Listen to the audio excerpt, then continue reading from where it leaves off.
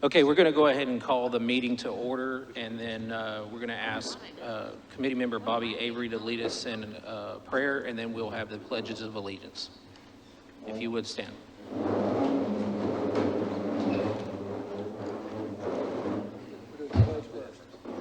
I pledge allegiance to the flag of the United States of America and to the republic for which it stands, one nation under God, indivisible, with liberty and justice for all.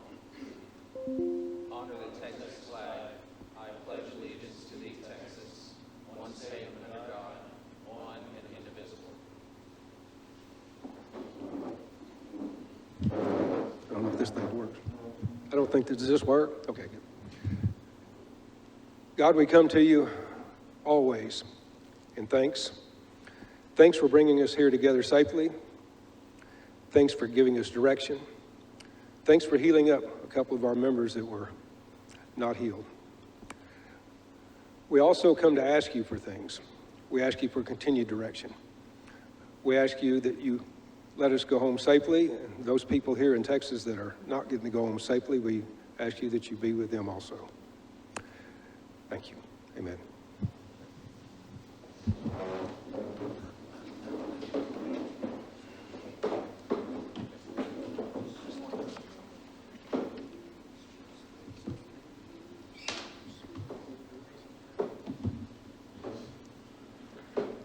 Okay, so for a little bit of housekeeping, the normal stuff, let me read some housekeeping information.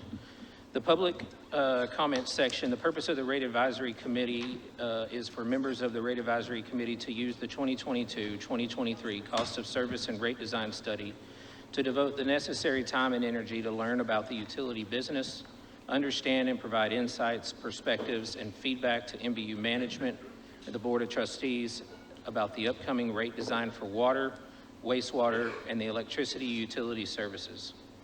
The RAC feedback and insights shall be focused on NBU's rate structures, cost recovery from customers, the integration of community values while considering industry standards, NBU's financial health and stability. The Rate Advisory Committee welcomes and encourages the public to attend its meetings and asks that any member of the public wishing to speak to come to the podium, state his name and address, and limit their comments to 3 minutes or less. For items not posted on the agenda, the Rate Advisory Committee may not deliberate on any item that is not posted on the agenda. For such an item, NBU or the Rate Advisory Committee may make a statement of fact regarding the item. Number 2, make a statement concerning the policy regarding the item. Or 3, propose that the item be placed on a future agenda. For items that are posted on the agenda, the public may provide comments during the public comment period or during the RAC's consideration of that posted item. If you wish to speak, please approach the podium, state your name and address, and limit your comments to no more than 3 minutes.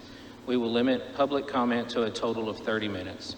In addition, no personal attacks on employees, members of the Rate Advisory Committee, the NBU Board of Trustees will be tolerated. If anybody expresses any personal attacks, you will receive one warning.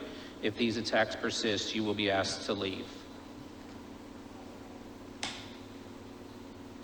Okay, we're going to go ahead at this moment and open it up for public comment. And so since I can't see who's behind me, if there's any members of the public that would like to make a comment, please do so now.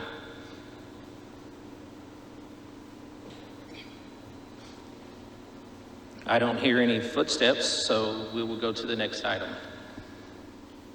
Items from the chair, opening remarks. I just wanted to real quick, I think that if I remember right, we've got our mayor, Rusty Brockman, in attendance, vice chair of the NBU Board of Trustees, Mr. Wayne Peters in attendance. And did I miss any of the other elected officials or board members? Yvette Ubedera, a member of the Board of Trustees, is here with us. So thank you very much for coming. NBU staff and all of those it takes to put this together. Great big thank you. The other, very well deserved. The other thing I would like to say is thank you to the food bank. If this is your first time here, this is a special place. And so thank you all to open up your doors for us to have the meeting today. The last thing before I go into the presentation, this is a very important meeting today.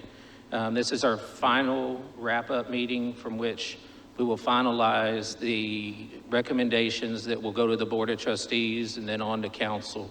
So your engagement today is really important. The other thing I would ask, I didn't get any responses back, but is anybody planning to go to the strategic meeting tomorrow?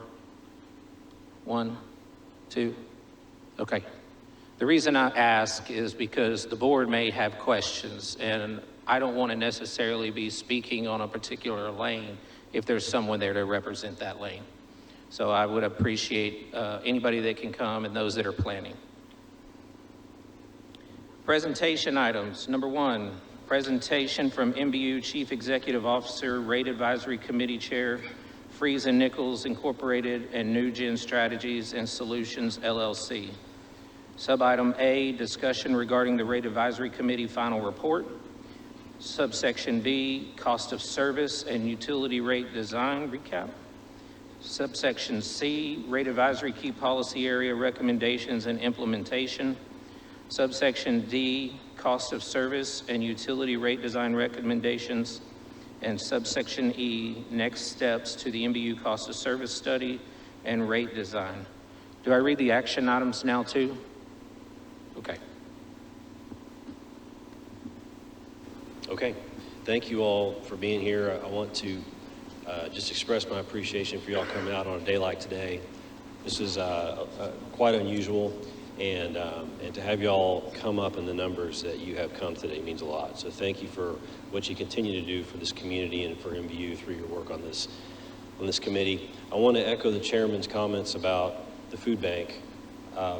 This is they open their doors for us. You know, this is a room that they allow for folks to use in the community.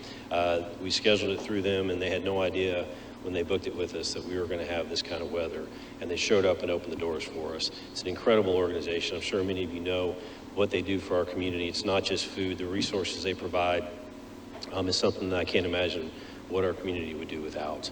So thank you again to the food bank. Just a quick comment about the weather event today. NBU's electric system, you've seen our reliability numbers. They're very, very strong. We had a total of, as of lunchtime today, 1 outage affecting 1 customer. That's it. Some of our neighboring utilities had as many as 25% of their customers out. Just extraordinary impacts. We have requests for mutual aid from the cities of Austin and San Marcos, and so our linemen left around 1 o'clock or so this afternoon to go assist those utilities. We have great relationships with those in public power, and it's something that we're real proud to do to go help them out. So if you wouldn't mind keeping our linemen and those in the rest of the region in your prayers as they work to restore power. For some, it's going to be a multi-day event, getting the lines back up. Okay, let's get into the agenda here. We'll start with this. The first item that we'll go through is the Rate Advisory Committee deliverable. So in the bylaws, the deliverable is spelled out, and that's what today's for. So this is the last scheduled meeting of the Rate Advisory Committee. It's a big deal. Can we go back 1 slide, please? This is good. I'll get to that in just a second. So at the end, there's action items that you saw on the agenda, and the point of those action items is to vote on the deliverable. And so this presentation, we hope, will encompass the feedback that the RAC has given throughout this process that we've been in since June. And if not, please communicate, because we want the final deliverable to be reflective of where you all are on this. Then we'll get into cost of service and rate design recap. This is a very brief recap, just restating publicly the work that you all have done. Then we'll get into, and this is an important and, in my opinion, exciting part of this presentation.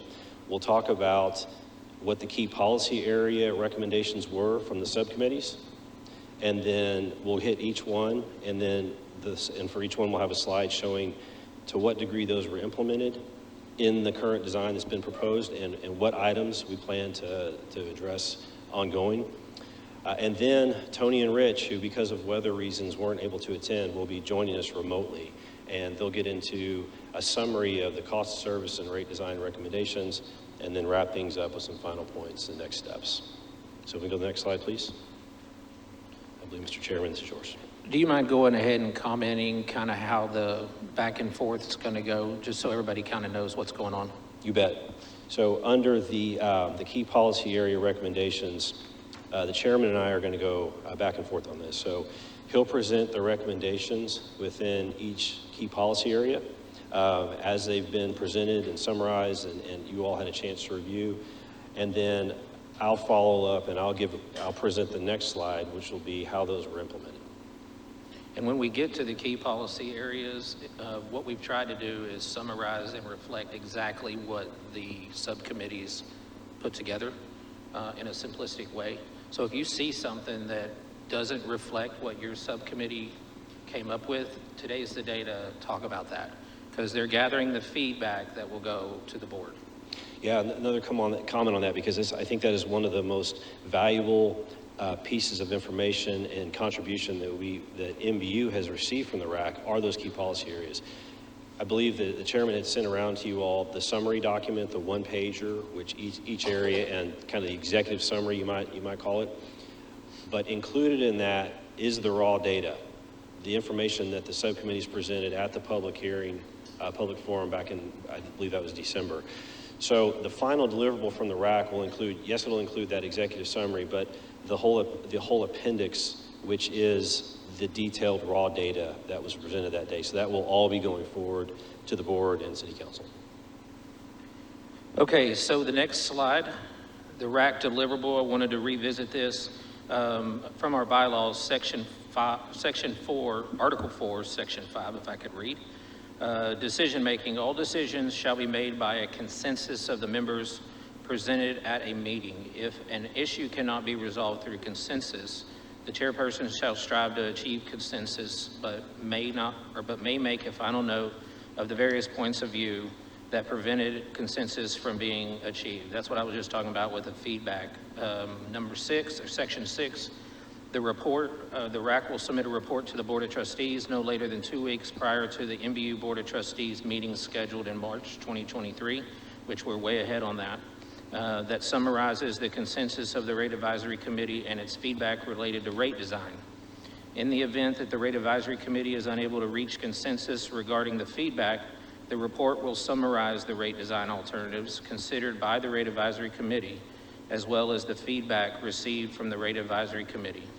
NBU staff will submit its feedback related to any proposed rate design and in the RAC report. The next slide is kind of what we've gone through as far as the cost of service and rate design study in terms of dates. We started back in June of 2022 with the initial meeting to establish the Rate Advisory Committee. I won't go through each and every one of these dates, but you can see there all the various public meetings that we have participated in since June of last year. This is the part that Mr. Taylor was talking about in regards to what the subcommittees put together, and then you'll see in the following slide, Ian's going to talk about how NBU is already taking that information and implementing it into the current rate design now. There are some slides that will talk about future vision, but you'll see those. So I'll go through one slide for us, and then he will talk about how it's being built in. So we're going to talk about the Rate Advisory Committee key policy area recommendations and implementation. Okay, so what we did at the very beginning was we established 7 key policy areas, and I'll read those for those that might be watching: low fixed income customers, equity and fairness in rate making, conservation and renewables, revenue sufficiency, accommodating growth, utility stability and financial strength, and then simple to understand and easy to implement. And this is where we broke up into subcommittees to work through those. So we'll go with the low fixed income customer recommendations. Who all was on that subcommittee? Okay. Okay, so the recommendations from the Rate Advisory Committee include the cost of NBU services should be equitably assessed across customer classes. Deposits, fees, and penalties should be reflective of the true cost of the activity or service. However, NBU should consider the financial strain on low fixed income customers, which are disproportionately impacted by deposits, fees, penalties, and benchmark to other community-owned utilities. NBU internal programs and external support of nonprofits should model the value of helping neighbors. Lastly, the levels of NBU financial support of low and fixed income customers should increase proportionately as rates increase. Before we go to the next slide, do the subcommittee members have any comment? Okay, next slide.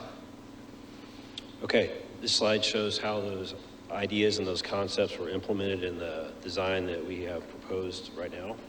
So those costs were assessed by customer class. That was the point of the cost of service analysis, is to get to that point where we could see how each class is driving those costs, and any revenue requirements needed were then allocated appropriately. We created that new low water volume tier, if you'll recall, the 0 to 3,000 gallons, to help customers control costs.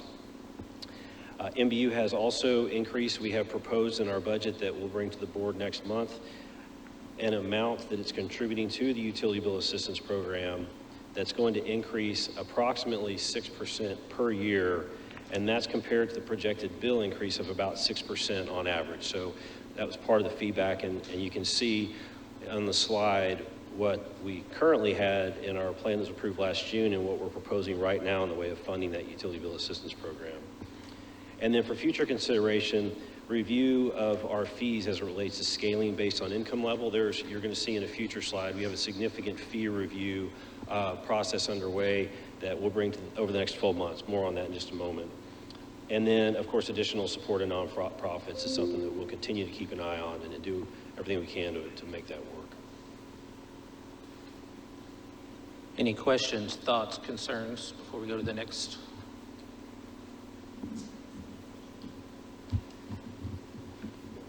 I have a silly question, probably just a terminology. Would you consider, when you say fees, in the future consideration, I mean, what is that? Is that the same as a penalty, like some of these things that just build and build and build on each other based on past That's right. history? Yeah, Okay, you late consider fees. this- In this, later on in the presentation, we're going to talk about fees, just all fees. But as it relates to this particular area, we're talking about those fees that came up in the discussion at the RAC Okay. about late fees, and those fees that are assessed when a customer is not able to pay their bills. Okay. If I can just make an observation on late fees. I've looked at my residential bill pretty extensively since I've joined this committee. And for example, my last bill was generated on the 11th of the month. I received it on the 18th of the month, no, the 23rd of the month, and then it's due by the 13th of the next month. So that leaves less than 30 days from someone when they get their paper bill to pay their bill. And then my bank has a delay because they write a check instead of an electronic transfer. But when you look at fairness and equity in rates and then coupling it with the fines, that shortness of time can be a negative impact on those with fixed and low incomes. Okay, thank you.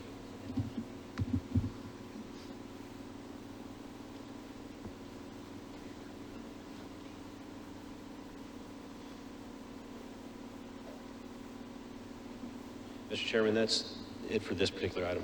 No, I was just recording some of the feedback, just so I Oh, had it. okay, thank you. Yeah, sorry. Yeah, well, Ian, let's talk about that when we get to the end, because there'll have to be a motion, right?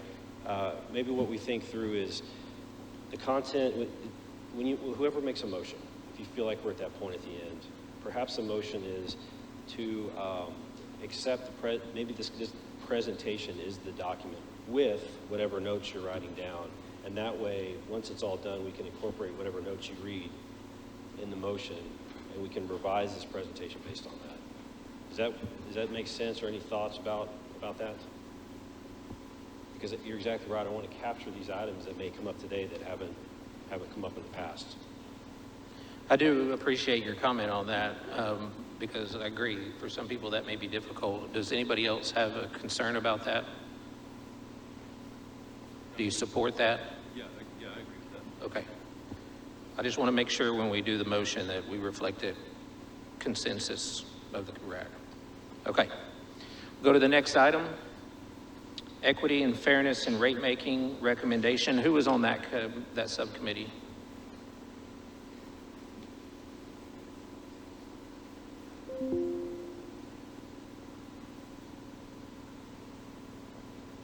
Okay. The five bullet points, equity and fairness and rate making. Rates may not always align with cost of service results. Bullet point 2, consider subclasses to recognize unique challenges. Bullet 3, cross-subsidization between classes should prioritize and encourage sustainable practices in conservation. Next bullet point, gradualism should be implemented through a transparent process that includes community perspective. Last bullet point, consider forming a community advisory board to enrich community input and vet issues. It is really hard to talk with that back. So I'm not illiterate, I promise. You mean with the echo? Yeah. Yeah, yeah, it is. I agree. So, subcommittee members, any comments about how that was summarized?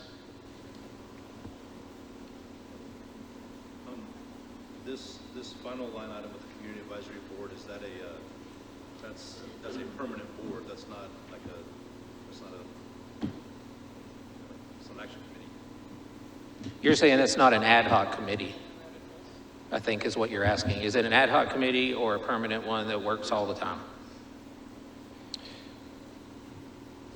Well, I guess I would look at the subcommittee that made that recommendation and, What were you envisioning? yeah. So the general thought, Ian, originally was that this was a 3-year cycle first, the RAC cycle, as I understood it.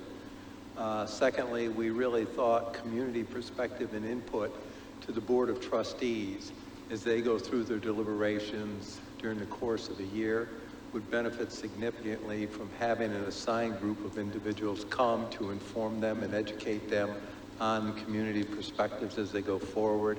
And kind of the third element of that was some subset of that group may actually become part of the next RAC so that we continue to develop a set of leaders within our community that really understand NBU and its service to our community.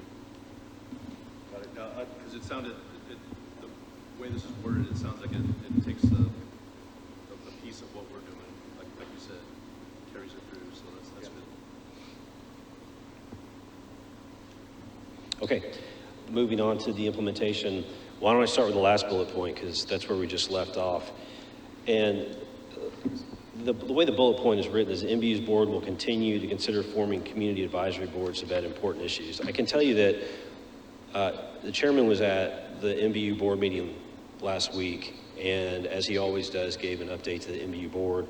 And I have a couple board members in here. I think I'm speaking for them when I say that the feedback from the board was very positive and appreciative of having this type of perspective. It's something new that we haven't had before. I can tell you from the staff perspective, what we have gotten in the way of feedback from the RAC has been invaluable. And it's something that we'd like to continue with. The next opportunity I think that we're gonna have to have this type of group, whatever it is, whether it's the RAC or some other type of public group, will start this summer when we kick off our integrated resource plan for power supply. And that's something that is in these recommendations as we move along. So the board and staff both, we are aligned and enthusiastic about this and think that it's something that's really worth pursuing down the road. The reason it's there under future consideration is the scope of that's not fully formed yet. Okay, moving back up to the top, the items that are incorporated are these. So we did not fully align with the cost of service results as recommended, especially if we put an undue burden on a particular customer class, but we are trending in the right direction using gradualism. That's a lot of words. So y'all recall from both Tony and Rich over the course of these months have said that utilities typically do not have rates that fully align with cost of service because it's something that would create a burden to some classes that simply would not be able, they wouldn't be able to bear. However, the goal is to move in that direction. And I want to point out this and talk about this word gradualism. It shows up in here more than once, and the word levelizing also shows up in here, right? And so let's just very quickly talk about what those two mean. Gradualism means, for example, in the electric rate design, as the utility stands today, capital would be 100% debt funded. The goal is to move to something more like 50%. Gradualism means we don't go from 100% debt funding to 50% in 1 year. Gradualism means if corrections need to be made in the finances, then it happens gradually over time. That's as opposed to levelizing, which is a term that we've used in this committee about, do we implement rate increases annually based on the actual need within that year? Or is it something where we average those out over a certain number of years and the average is implemented each year? Two different concepts, right? We'll talk about that levelizing here at the end, but I just want to point that out.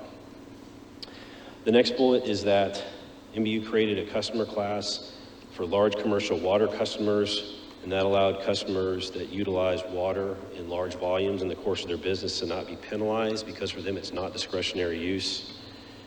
And then that final bullet, NBU followed the RAC recommendation and encouraged sustainable practices by setting conservation pricing signals in water rates by adjusting those tiers. And we talked a lot about that last time, see more of that today. That's the end of that list. Any final comments on this particular slide? Because without comments, I'm assuming that means consensus. Full steam ahead. Okay, next slide. Conservation and renewable recommendations. Bullet point 1, promote the adoption of distributed energy resources by removing barriers to entry and improving communication and customer experience. Next bullet point, target 50% renewable energy. Monitor electric vehicle adoption and plan for future rate options. Consider variable, tiered, and/or time-based rates. Revise essential use volume and strengthen water conservation pricing signals by increasing irrigation rates and fines. It is important for NBU to have a clear position on these issues that aligns with their customers and to educate the public. What subcommittee members were on that? Just the two of you? Oh, and Chris. Any thoughts on those bullet points? Good? Okay, go ahead. Okay, a lot to speak to on this slide. This is an exciting area of the business. On that first bullet, we revised the essential use water tier and all the other tiers for water and irrigation use to strengthen the conservation pricing signals. I think that was a long time in the coming. Glad that we're there. This next bullet is related to distributed energy resources. I've shared with you before, NBU is not meeting expectations when it comes to working with rooftop solar installers for commercial and residential. We've recently, as you know, staffed that position, and we're working with those installers and incorporating best practices to improve that customer experience, not just for rooftop solar, but other distributed energy installations. This year, NBU is conducting a study of impacts under a variety of electric vehicle adoption scenarios to plan for that and make sure that we're ready. Some significant items for future consideration under this policy area.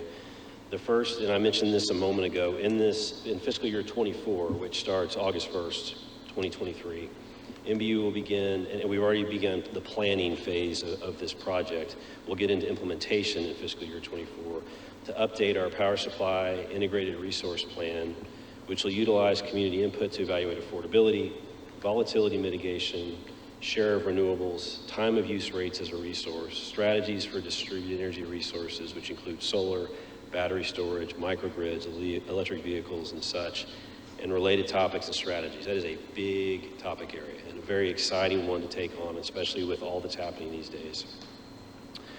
Also next fiscal year, NBU will develop a distributed energy roadmap, which will provide comprehensive program designs that will help NBU to achieve targets and best practice programs, pricing signals, incentives, educational materials, and resources to customers. That's kind of all feeds into that integrated resource plan. And we'll also be reviewing and providing recommended adjustments to the drought ordinance to include fines, surcharges, and such for violations and water restriction rules. We've already been talking about this in the office just this week, as a matter of fact, with still being in stage 3 and summer on the way. Any comments, questions, concerns? And make sure you speak in the mic because the public members are having a hard time hearing us. I just wanted to make a comment on the fines. And again, I'll illustrate with an experience that I had when I first came. This is the first time I had an irrigation system. I got fined $25, I paid it. I got fined $50 the next month, I paid it. I got fined, I think it was $250 the third month, and then I called and I met with an individual who came out and educated me.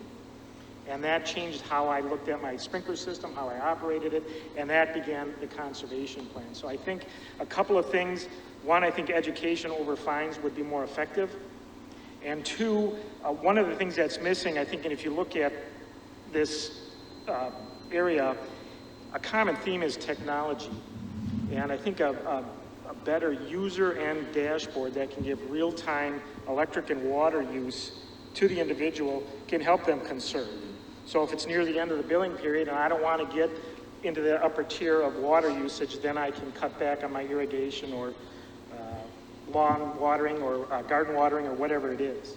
So I think, looking at some of the other utilities that have that type of system that can reinforce the education as well as put more responsibility on the user, and in my case, the residential user. Yeah, well said. Well, and you'll see when we get to the simple to understand and easy to implement, it touches on a little bit of that. So, Justin, that is crazy. One thing, and I'm thinking of rooftop solar, but I'm sure there's other categories that would probably be helpful, is it's way more complex than it is on the surface. And some sort of, I don't know if it's a landing page on the website or something that just says where we're at in the process. Here's the next steps. Because I know you've mentioned that there's a reputation problem too.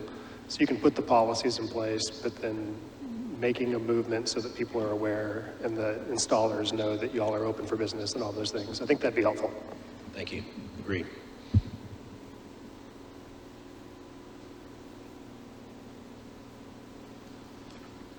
anything else? Next slide. Revenue sufficiency recommendations. Consider internal and external economic headwinds and how an increase in rates will impact the community at large. Pursue operational efficiencies and elevate or evaluate proper level of reserves. Consider all expenses, fees related to development. And who was on this subcommittee? Just the two of you? And Chip. Any comments, questions, concerns about this slide? Okay. Okay, moving into implementation. First item here, this is the terrific Fitch category benchmarking they have for water and wastewater, the combined water wastewater bill. So this new rate design is within what they call the mid-range category of the affordability benchmark, and the design is in what they consider the strongest category for fixed-based charge recovery. Second bullet, this is in regard to the topic regarding efficiency. NBU's biggest expense every year is power supply. Number two behind that is personnel. We all know power supply is a direct pass-through, that's a hedging program. If you look at the next biggest part, the personnel piece, y'all will recall from that nationwide workforce study we completed last year that we're understaffed by 31%. So we're running very lean right now. We also, each year when we present to the board and council, when we give our annual report and present the budget, we're keeping a tally of everything that we are doing and continue to do to cut costs, and then we have another tally that we present to them on those things that we have done to bring in additional revenue. And so those are two things that are very important, always top of mind for us. And so I want to just point that out. We're also, and I guess this gets to the topic of fees. We're in the process of evaluating all fees across the company. You know, I've talked before about how as a utility we're having to scale. We're not just growing, we're having to scale the entire organization, and part of that is getting our arms around all the fees. So it may sound silly that we have to do that, but we are actually collecting all the fees that we have across the company, putting them in one place, and then putting them on an annual renewal and review cycle. We did this with policies a couple years ago. Another example of how we're having to improve our efficiencies and our sophistication. So right out of the gate, the first fees that we reviewed were water and wastewater. They were easy, they were in one place, they're all in one policy, and it was fairly easy to go and compare those to what the market is right now. We took those as a presentation to our board of trustees last month. So that's the first one out of the gate. Over the course of the next, and those will be incorporated in this budget that we're working on now to be completed in March. Over the next 12 months, we'll take every one of those fees that NBU has, go through a full review of them, and then at that point we'll have all of them reviewed. They'll be on a review cycle, and we'll present them consolidated in one report to the board annually with the budget process. So it's something that's important because it's an important revenue stream that's designed to cover the costs that they're intended to be there for. And then finally, I mentioned this a moment ago, prior to this design, electric capital would have been 100% debt funded. We're not going to do that anymore. We have a bit of feedback here. Thanks. Go ahead. I just have a quick question, Ian. When it comes to budgeting fees and being an important part of the revenue, how do you, and maybe we're just thinking about different kinds of fees, I know there's lots out there, but like how do you anticipate fees and penalties that are going to come to a customer based on late payments, increased need for increased deposits, whatever the case may be? How do you, because when I looked at it, the historical difference between the budget and the actual was pretty different. So if it's see what I'm asking? How do you anticipate what people are going to do? I'm not sure historically that's. It depends on the fee. So if it's water, wastewater, it is based on historical, and most of them are based on historical averages because it's hard to predict with any kind of accuracy exactly what's going to happen. So when it comes to late fees and that type of thing, that's traditionally how we've done it. When it comes to water connection fees and those types of things, it's tied to our growth rate because it's a one-for-one thing. Those fees are designed to recover the cost of meters, meter boxes, that type of thing. But the rest are based on historical averages. Anyone else? Just, can you pass the mic down to Les? Thank you. Yeah, I'm not sure who this should be directed to, either you or Justin, Ian. The idea or the concept of staffing shortfalls comes up a few times in this set of recommendations. At the same time, Justin, we are asking them to be responsive to this group, which places another significant demand on your team. And while it may not be relevant to the entire committee, and of course it's relevant to your leadership team, the concern I have is I don't want to set NBU up for failure by imposing, let's say, these large studies that we're talking about in 2024 and the out years, where my recollection was your FTE expectations or estimates were even higher, are even higher, the need for that. And so I guess the question is, I'm not sure how we're going to track what's going on in terms of the commitments that are being made from the RAC to the board to city council. But the thing that's most important to me is it's not in our best interest to put you in a position where, because of diminished staffing and the availability of staff and the challenges of staff, you just can't meet our expectations no matter what we do. Thank you for expressing that. It's a big deal that we have been trying to work through for about 5 to 6 years now. So in the past, and let me talk a little bit about this. I think it's important. It's worth a discussion. In the past, we put a budget together. And we go to each manager, how many people are you going to need over this next 5-year planning cycle, right? And that worked. When we were going at 3% or so, that worked. We've been at around 7% for some time now, and it doesn't work anymore, which is what precipitated that national workforce study that we did to answer that question, what is fully staffed for a utility like us? And furthermore, what is the ultimate org chart for NBU so we can back into where we should be right now so that we can get there? In other words, do we need to be adding directors or frontline employees, and where and how? The other part of that workforce study was developing key performance indicators and associated levels of service with each one. We'll get into that in a moment too. So where we are right now at NBU is we have a multi-day retreat among the leadership team in February, this month. And the point of that multi-day retreat is to go through exactly what I just said. It's going to be facilitated. We're going to have the entire leadership team in there, and the idea there is what are those key performance indicators that describe what we're supposed to be doing, what the expectations are of us, and then what's the level of service for each one. And then from there, we take that to the Board of Trustees, because some of those, it's a policy matter. It's really a matter of public policy, the level of service we should be providing there. And from that, we're able to understand where we need people, how many, and when to add them. So when we put the budget together this year, the direction to the leadership team is put everything in there. It doesn't mean we're going to be able to prove everything, but what it means is when we make those hard decisions about what we can and cannot add this year or next year or whenever, we know there's an associated service that is a tangible service that we're deliberately deciding to do or not do. And that's the idea behind it right now. So what we want to be able to do is go to the board and go to council and say, these are the expectations of us. The rate plan that we have in front of you will allow us to accomplish these things. These are things over here that we are chomping at the bit to do, but we simply don't have the resources to do right now.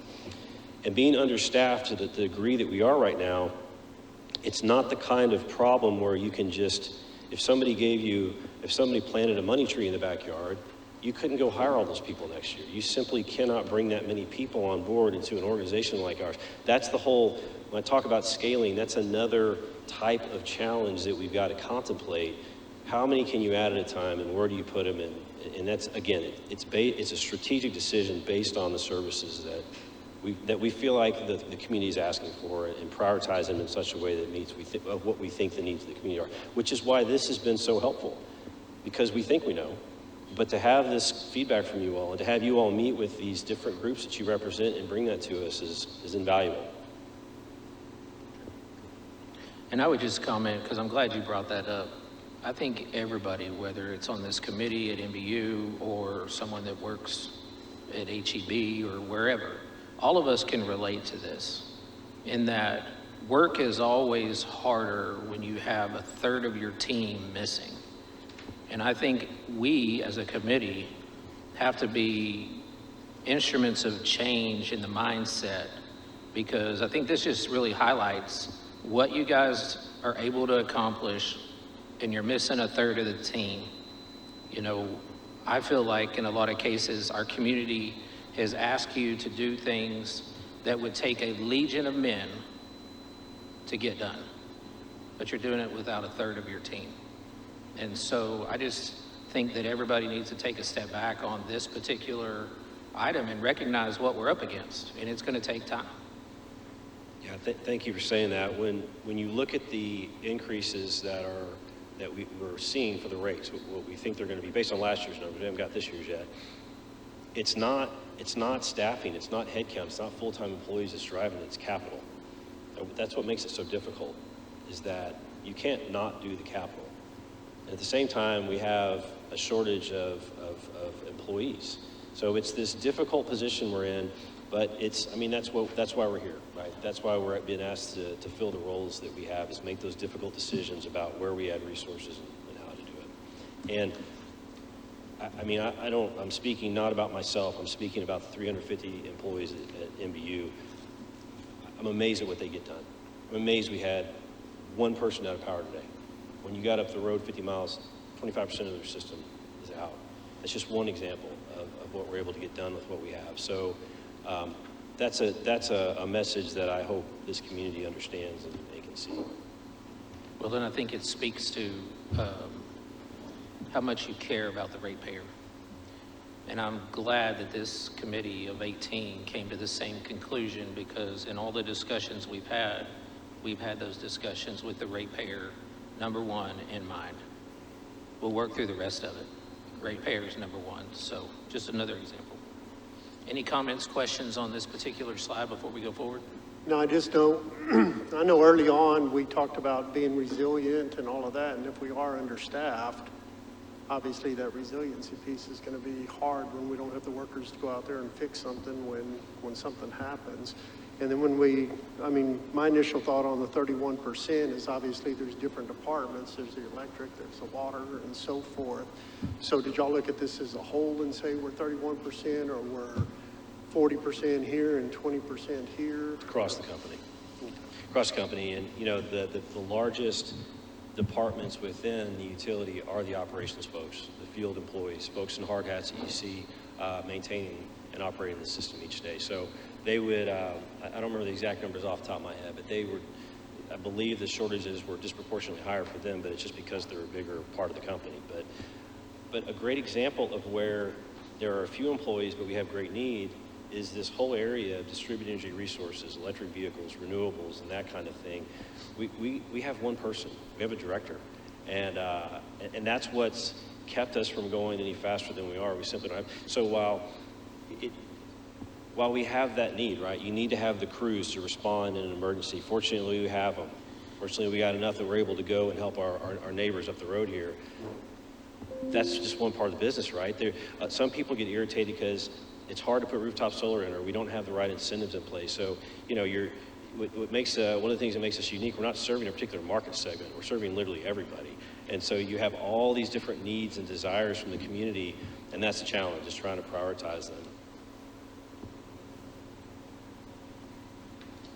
Anything else? All right, next slide. Accommodating growth recommendations. Bobby, I think you're the only one here today. Oh, I didn't see him come in. He's pretty much our leader.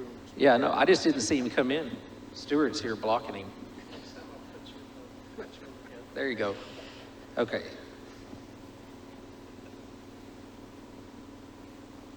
Sorry about that, Mark. Okay, accommodating growth, 4 bullets. NBU needs to be a partner with the development community. NBU needs to maintain staffing levels sufficient to keep pace with growth and consistently meet published review timelines, utility availability requests, and other items required for developers to complete projects. Growth costs should be shared between growth customers and existing customers. And number 4, do not subsidize utility rates for economic development. From the subcommittee, any comments on this particular slide? No comments? Okay, go ahead. Okay, regarding the implementation, the first point here, and this truly is, when it comes to public policy, this is a matter of public policy. The NBU board and city council have both voted to assess the maximum allowable water and wastewater impact fee allowed by state statute. Even with this, the statute does not allow impact fees to fully cover the costs of growth-related projects. So what's been done is there's a decision that's been made by these governing boards, and that is what we have to work with. The second item here is that NBU does not have an economic development rate subsidization, but relies on city council through the New Braunfels EDC to provide incentives. This is, I think, a misconception that I've had from multiple developers, where they come to NBU and say, but we're going to provide all these jobs and this and that, and the answer is that's not what the utility is for. That's what the EDC is for. And I want to point out that NBU is an active participant in the Chamber, the EDF, the Economic Advisory Committee, and helped create our community's current economic development strategic plan. So for future consideration here, this goes back to, I spoke about this at length a moment ago, key performance indicators and levels of service. One that is a particular point of frustration we hear from the development community is review time for plan review and that type of thing. we set we went ahead and set a KPI for this last summer of 14 calendar days. And the data from last summer till now shows that we're meeting that 95% of the time. So there are plenty of others I'm sure that we can create and we will create across the company, but this is something that comes out in particular with the building and development community that we're going to address through that planning effort.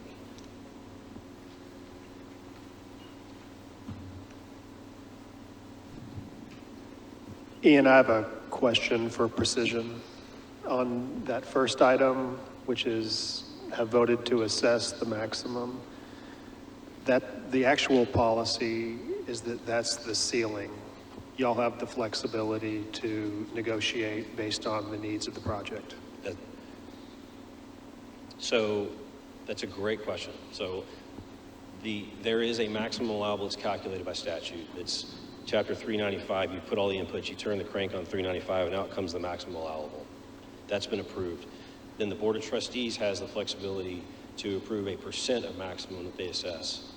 And it wouldn't be on a project-by-project basis. It'd be across the board. Right now, the board has it at 100%. If the board wanted to take action, they could lower it, but it would be for all developments.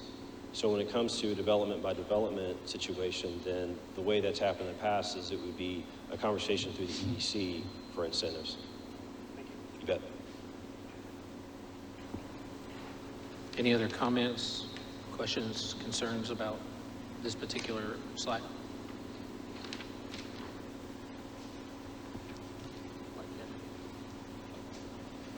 All right, next slide. Utility financial stability and strength recommendations. Who was on this committee? Stuart Blythen.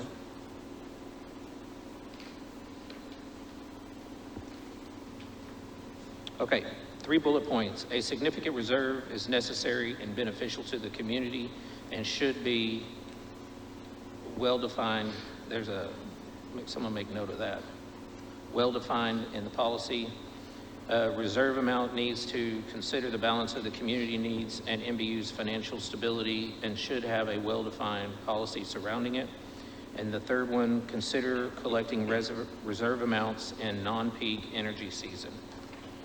Any comments? Okay, go ahead. Okay. First item we have under implementation is that the reserves that NBU has in place are established, used, and refilled in accordance with credit rating criteria and specifically within NBU Board of Trustee policies and within NBU's enterprise risk management requirements. So these are very clearly in policy and they're managed through that policy. One of those reserves, and this is the one that had, I think, the most discussion throughout the months that this RAC has been completing their work, is NBU's Power Stabilization Fund. We shared with you all before that this is currently being evaluated using a risk-based analysis by a third party, by the Energy Authority, to help inform what that proper target balance should be. And in that analysis, the Energy Authority is considering past performance of the ERCOT market, not just Winter Storm Uri, but Tony has shown you all the volatility in that market over time. It will take into consideration that, as well as the changes that have been made in the last couple of years and those that are projected to be made by the Public Utility Commission of Texas and the Texas legislature. A lot of work going on, y'all know that. And we will have that complete in time for the final rate design next month. So that's tracking on the schedule to be able to incorporate that in the budget that'll go to the board and council and incorporate it in that rate design.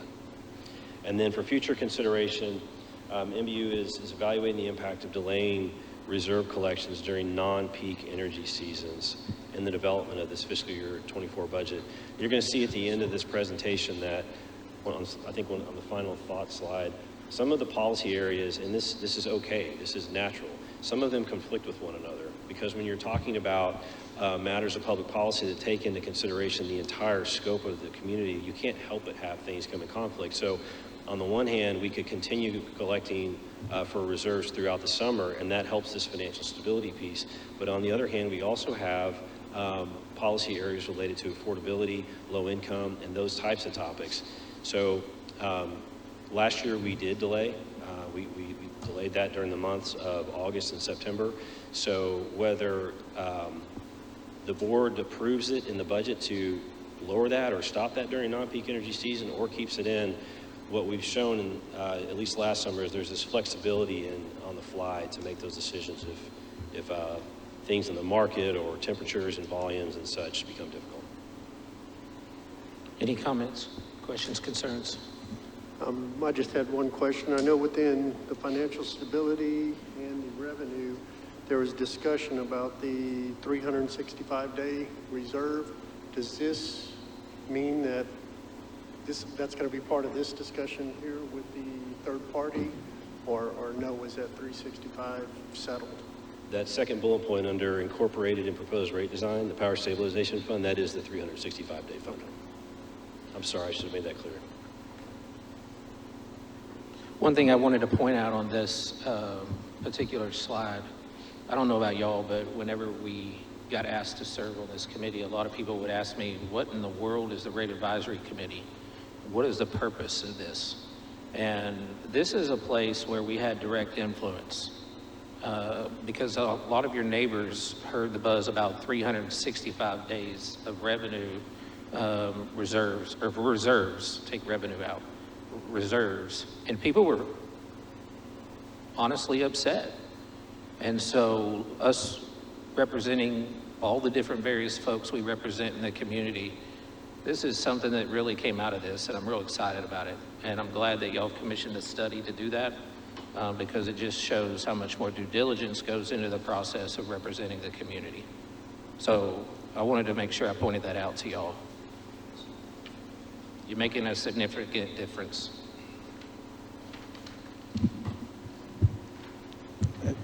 Real quick, I don't know if I'm reading this future consideration wrong, but delaying reserve collections during non-peak energy seasons, am I reading that correctly? To me, that should be flipped. Am I delayed during peak energy seasons or non-peak?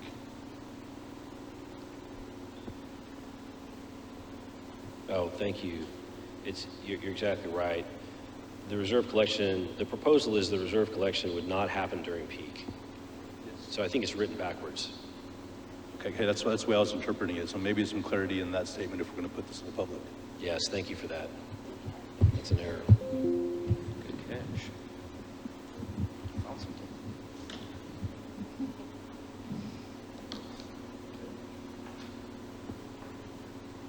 Good job. All right, anybody else have a comment or question on this one before we move forward? I would just like to point out an Aggie, notice that, that's pretty good. Texas A&M, He's advertising it. Gigamax. Okay, next slide.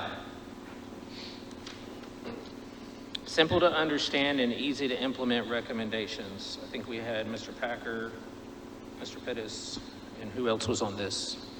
And Stuart Huntsman.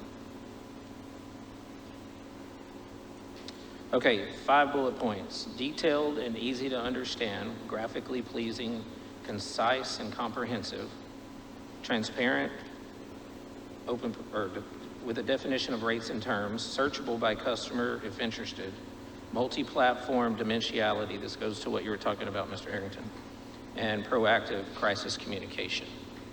Comments from the subcommittee?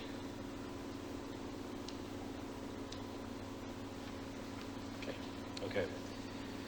With implementation, the first bullet there is we had a pretty significant bill redesign that took effect in November of last year that eliminated a number of the items that were recommended.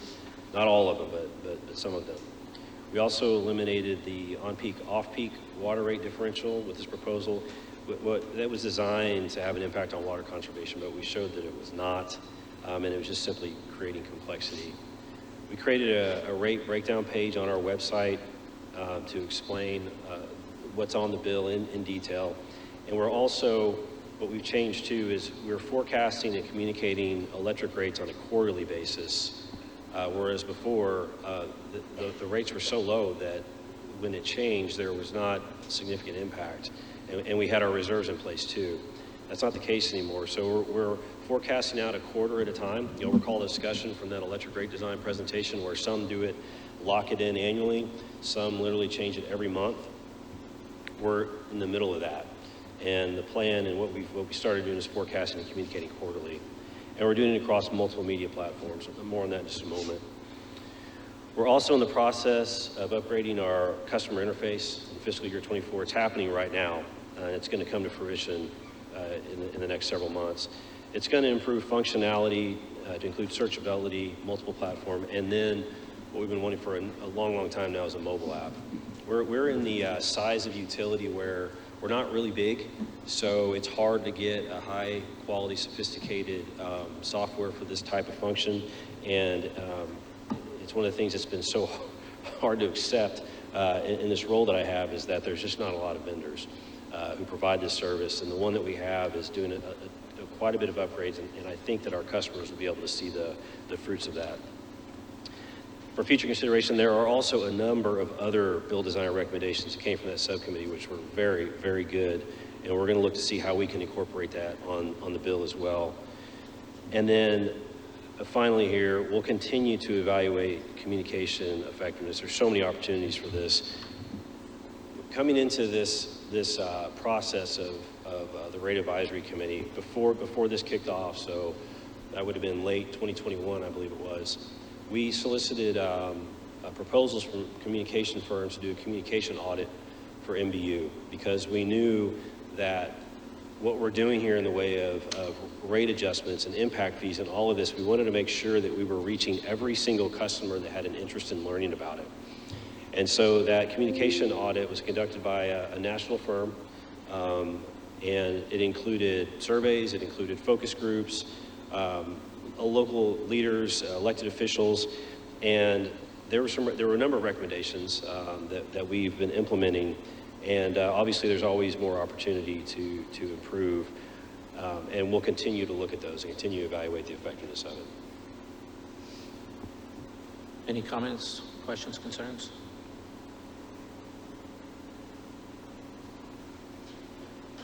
Okay, well, I think that concludes that section, and I think we're ready to go into the live feed with. Yeah, I think Tony's up next. Thank you all.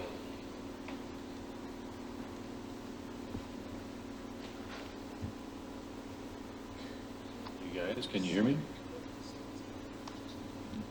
We can hear you, Tony. You don't look as tall in the screen as you normally do.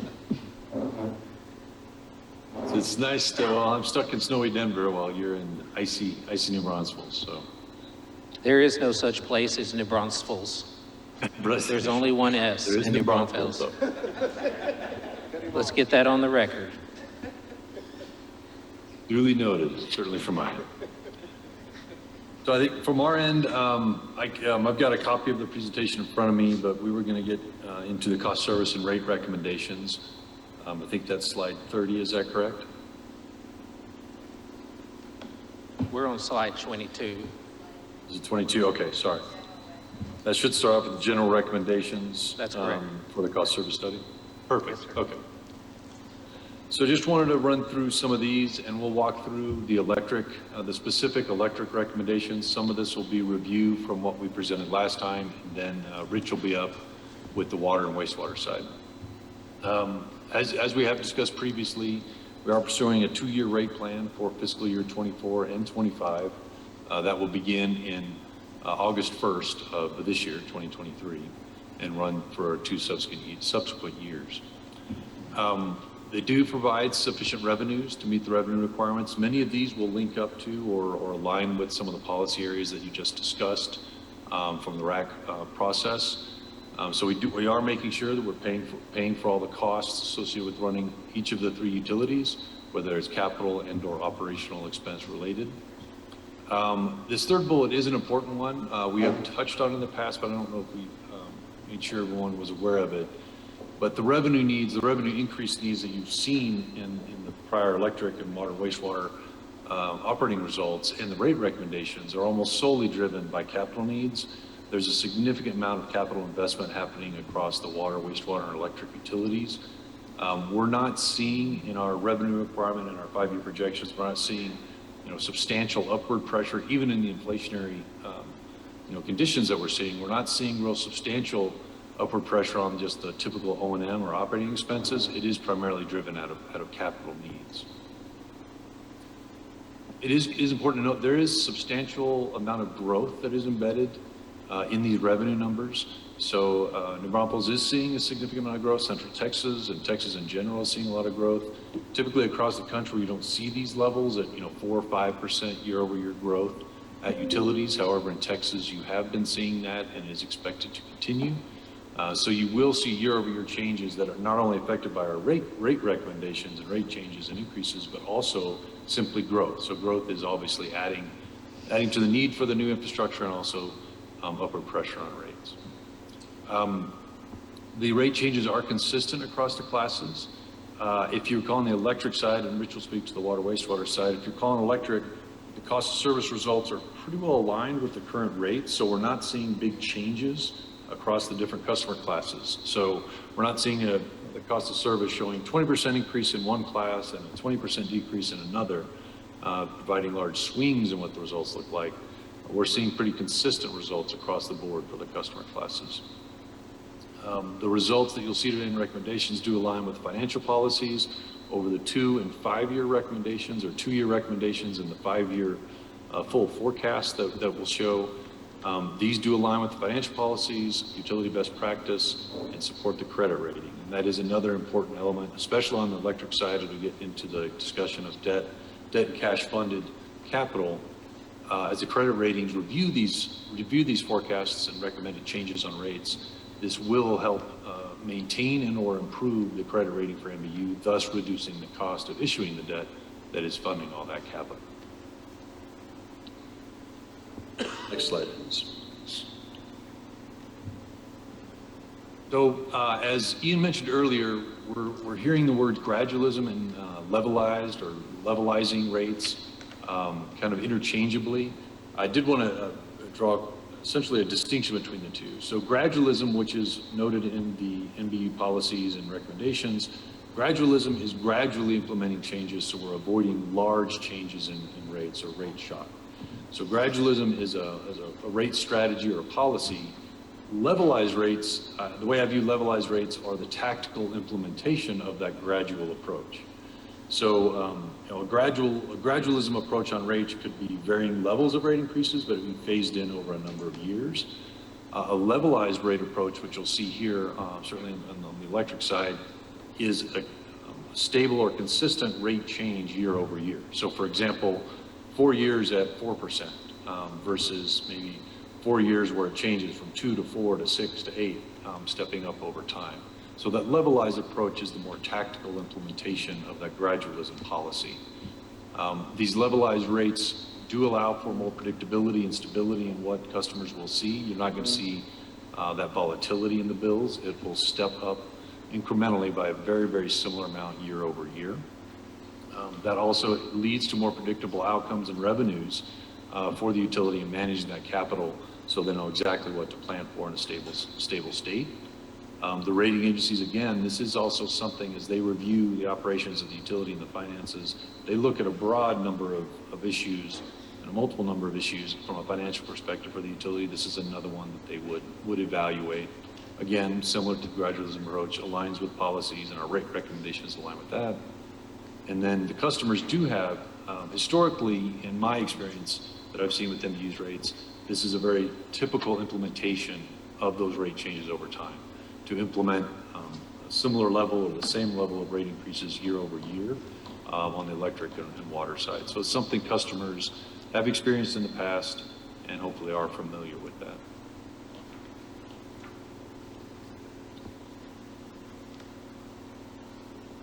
So contrasting the levelized approach with the non-levelized approach, which also could be gradualism, but more typically is seen with more volatility, I would say, or lumpiness, let's say, in the rate increase recommendations or the rate changes year over year. So if we're not looking at a levelized approach and we're looking at something more discrete or more prescriptive in 1 year, maybe 2 years, you're going to see more volatility and more lumpiness or spikes in those rate needs and rate recommendations. So if we're narrowing down the number of years that we'd be implementing a rate increase, we still need the same amount of money at the end of the day, so you're going to see more volatility and much higher rate increase recommendations. We got into this discussion, as I recall, last time a little bit, I think on the water wastewater side with maybe delaying these, and some customers may prefer it. But it can be an issue for more broadly for most of the customers in evaluating, looking at their bills over time and preparing for that. Go ahead. Tony, can I stop you right here? Sure, go ahead, Justin.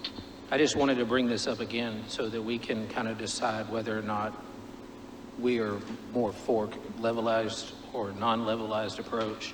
And even if some have a difference of opinion, record that feedback.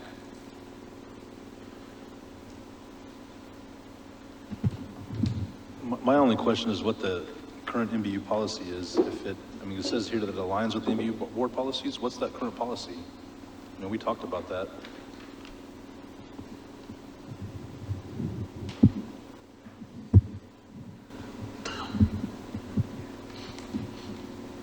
Yeah, I think Ian made a comment, but I think the policy is more around gradualism. As I said, levelized rates are the tactical implementation, or one of the tactical ways you can implement it. I agree with what he just said. There's not a specific board policy that addresses whether it's you go with these big spikes year to year and you're actually recovering that amount. It's more around the NBU financial policy and covering costs and make sure that we're meeting those ratios.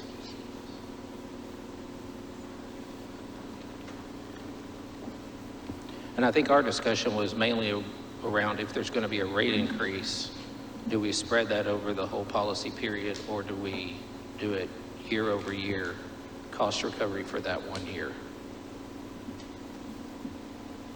And to me, for the customer, levelizing it makes more sense. I feel like that's what we talked about last time, yes. I think we came to consensus last time. Okay.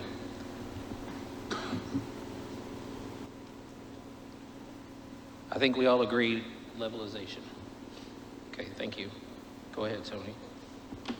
Right. Slide 25, revenue sufficiency in the graphics, I think was the next one. Yes. And so just wanted to summarize the recommendations in these three policy areas, or at least outcomes with the recommended rates. Around revenue sufficiency, as we've said multiple times here, these rates are set to recover the total cost of service and the revenue requirement for the utilities. And regarding equity and fairness in rate making, we have been speaking to gradualism and the phasing in of rates, levelizing being the tactical implementation of that gradualism strategy.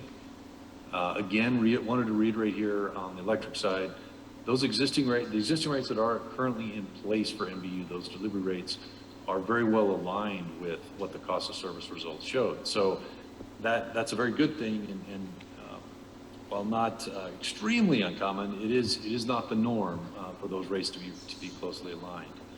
So the rates that NBU has had implemented there's a defensibility around what they have been. It's not causing a lot of movement. The cost of service results are not causing a lot of movement between the classes. So that again leads to that stability.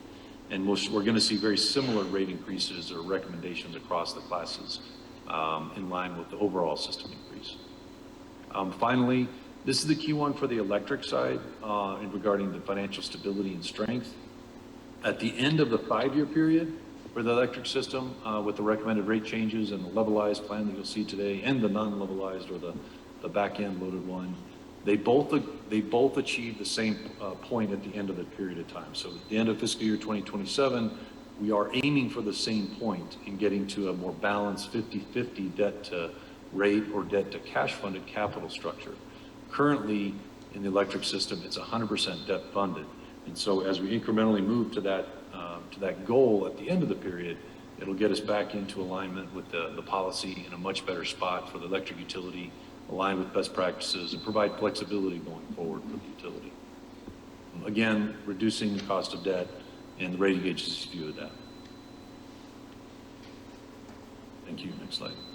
So here's the 2-year rate plan, the levelized rate increase recommendations. This is on the electric side. As I mentioned, Rich will be up for the water wastewater. We're looking at average system rate increases in 24 and 2025 of essentially 4% per year. There's a tiny bit of change year over year in those numbers, just to dial it in.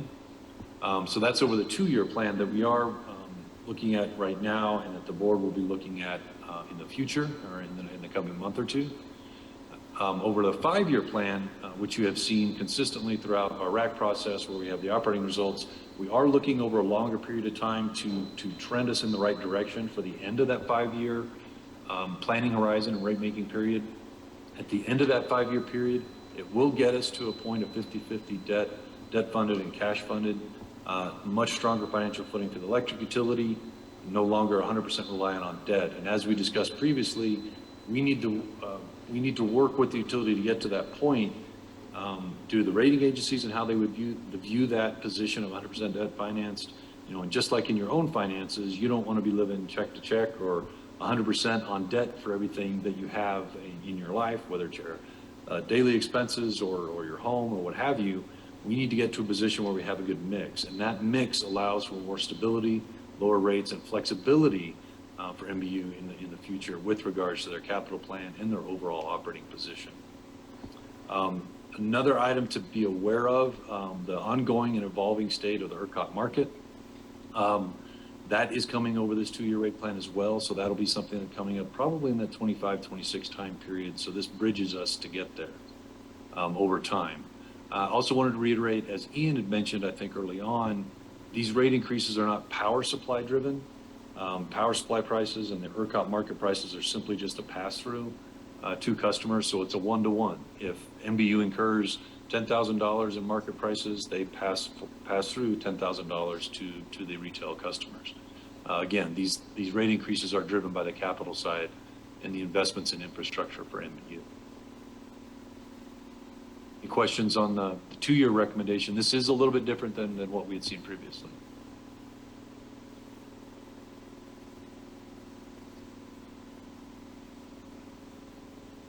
Okay.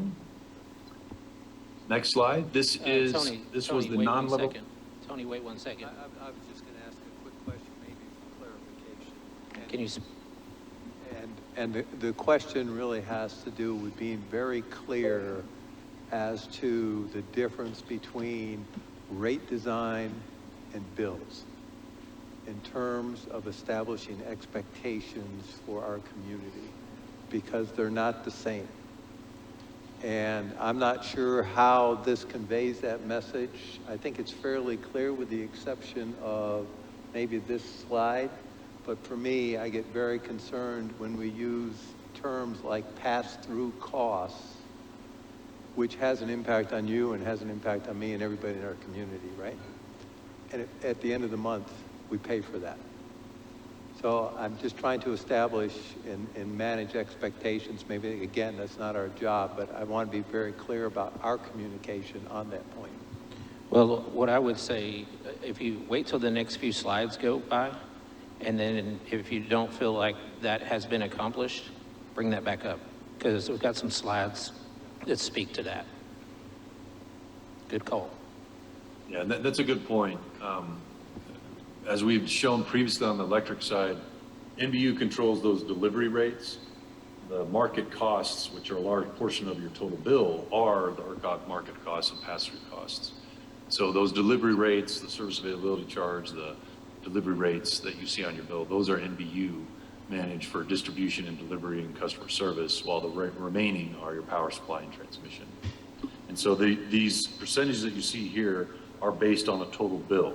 So these are the more broad bill changes year over year based upon the rate increases that we're recommending. And so based on a total bill basis, and the bill year over year change would be that slide we're just on, sorry, the slide 27, I think, in the table. That was the previous recommendations as far as the rate increases over the 3-year period of fiscal year 25 through 27. We have been showing those previously for the Rate Advisory Committee. We have now changed these. These should be familiar to you, roughly 5% per year for 3 years, starting in 2025, not starting in 2024. Thus, if we go to the next slide, 28, you'll see the levelized approach, where rather than backloading or pushing or delaying the rate increases to the final 3 years, we moved them up and spread them over the 4 years. Now it moves to, on a system average basis, on the bottom of that table, you'll see essentially 4 years at 4%. It declines, 0.1% in those outer years. Again, focusing on fiscal year 24 and 25, that 4%, 3.9% in 2025. One thing I wanted to draw your attention to, similar to last time, is as you look at the distribution of those rate increases year over year for the different classes, you'll see them range from 0 up to 6.3% there in the first year, and 0 to 6% in the second year. And you can see there with a system average of 4%, all those rate changes group around that system average, again pointing to the stability in the existing rates and not causing a lot of shifting between the different classes. So this is, like I said, it's a new slide, and this is the 2 years at 4%, essentially.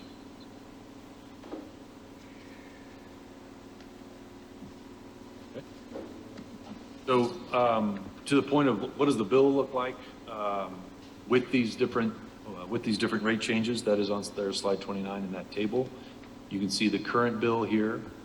This is comparing the non-levelized approach, which we had in the prior RAC meetings, and we had shown previously. This is where the rate increases were focused in fiscal year 25 through 27, so the final 3 of those 5 years shown there. The levelized approach spreads it over the 4 years there, and this is just, sorry, I should mention, this is just the residential bill, an average residential bill, not a system type of basis.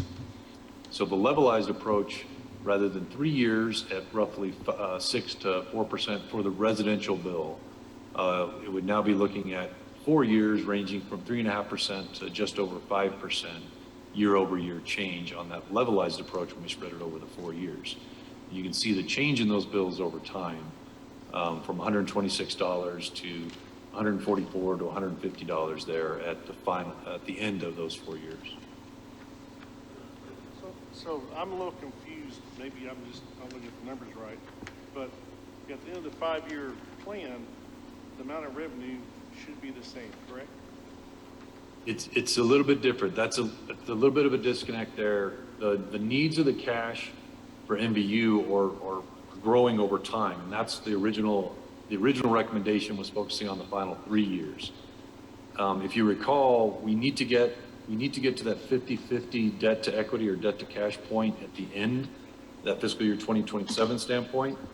So we still need to get to that same point at the end of the 4 years or 5 years. If we levelize and bring forward those rate increases, it actually increases the revenues in the near-term years, but still gets to the same point. The difference between the levelized and non-levelized is we were suppressing, we were keeping the revenue growth down, or the year-over-year revenue growth down based on rates in the first couple of years because it wasn't as necessary as in the later years. So it would slowly grow and then grow a little bit faster in the outer years. As we use the levelized approach, it's growing a little bit faster early on, and it's just a very steady growth to the same endpoint at the end of that period of time. Yep. But it does end up being at a higher bill at the end of the period in fiscal year 2027 versus where it was in the non-levelized. Yeah, because if you compare apples to apples, every year the levelized approach, there's a higher bill for the consumer. Yep.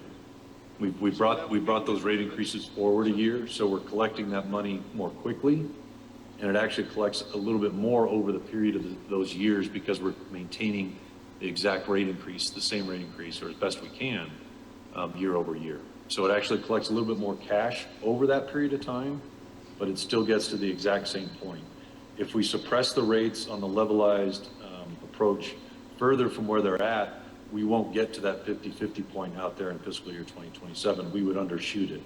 So we still have to see that increase at that outer year.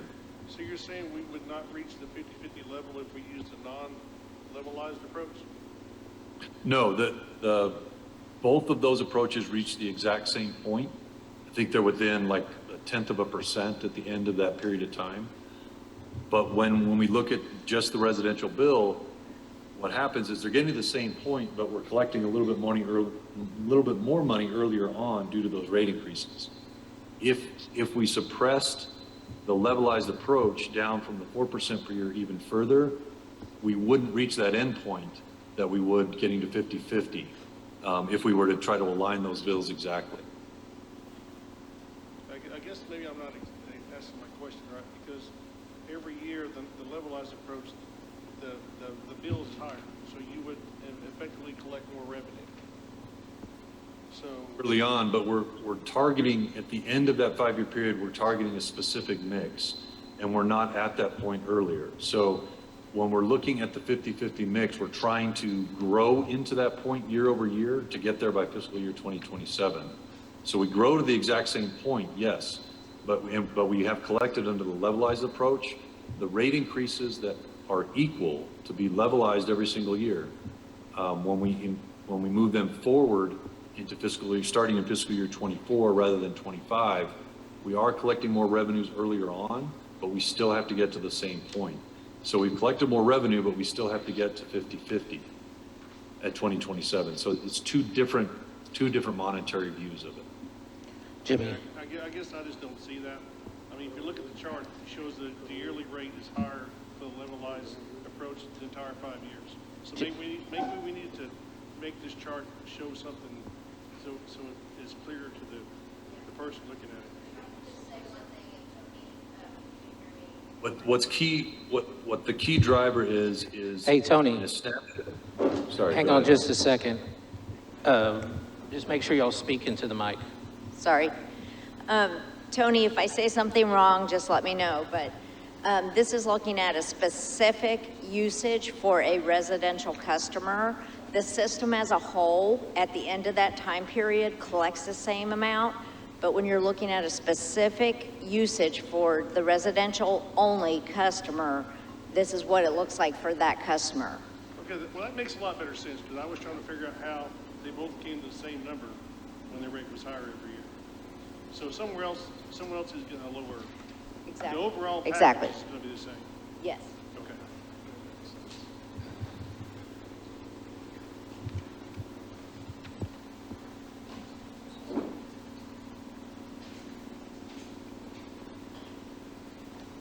Were there other questions?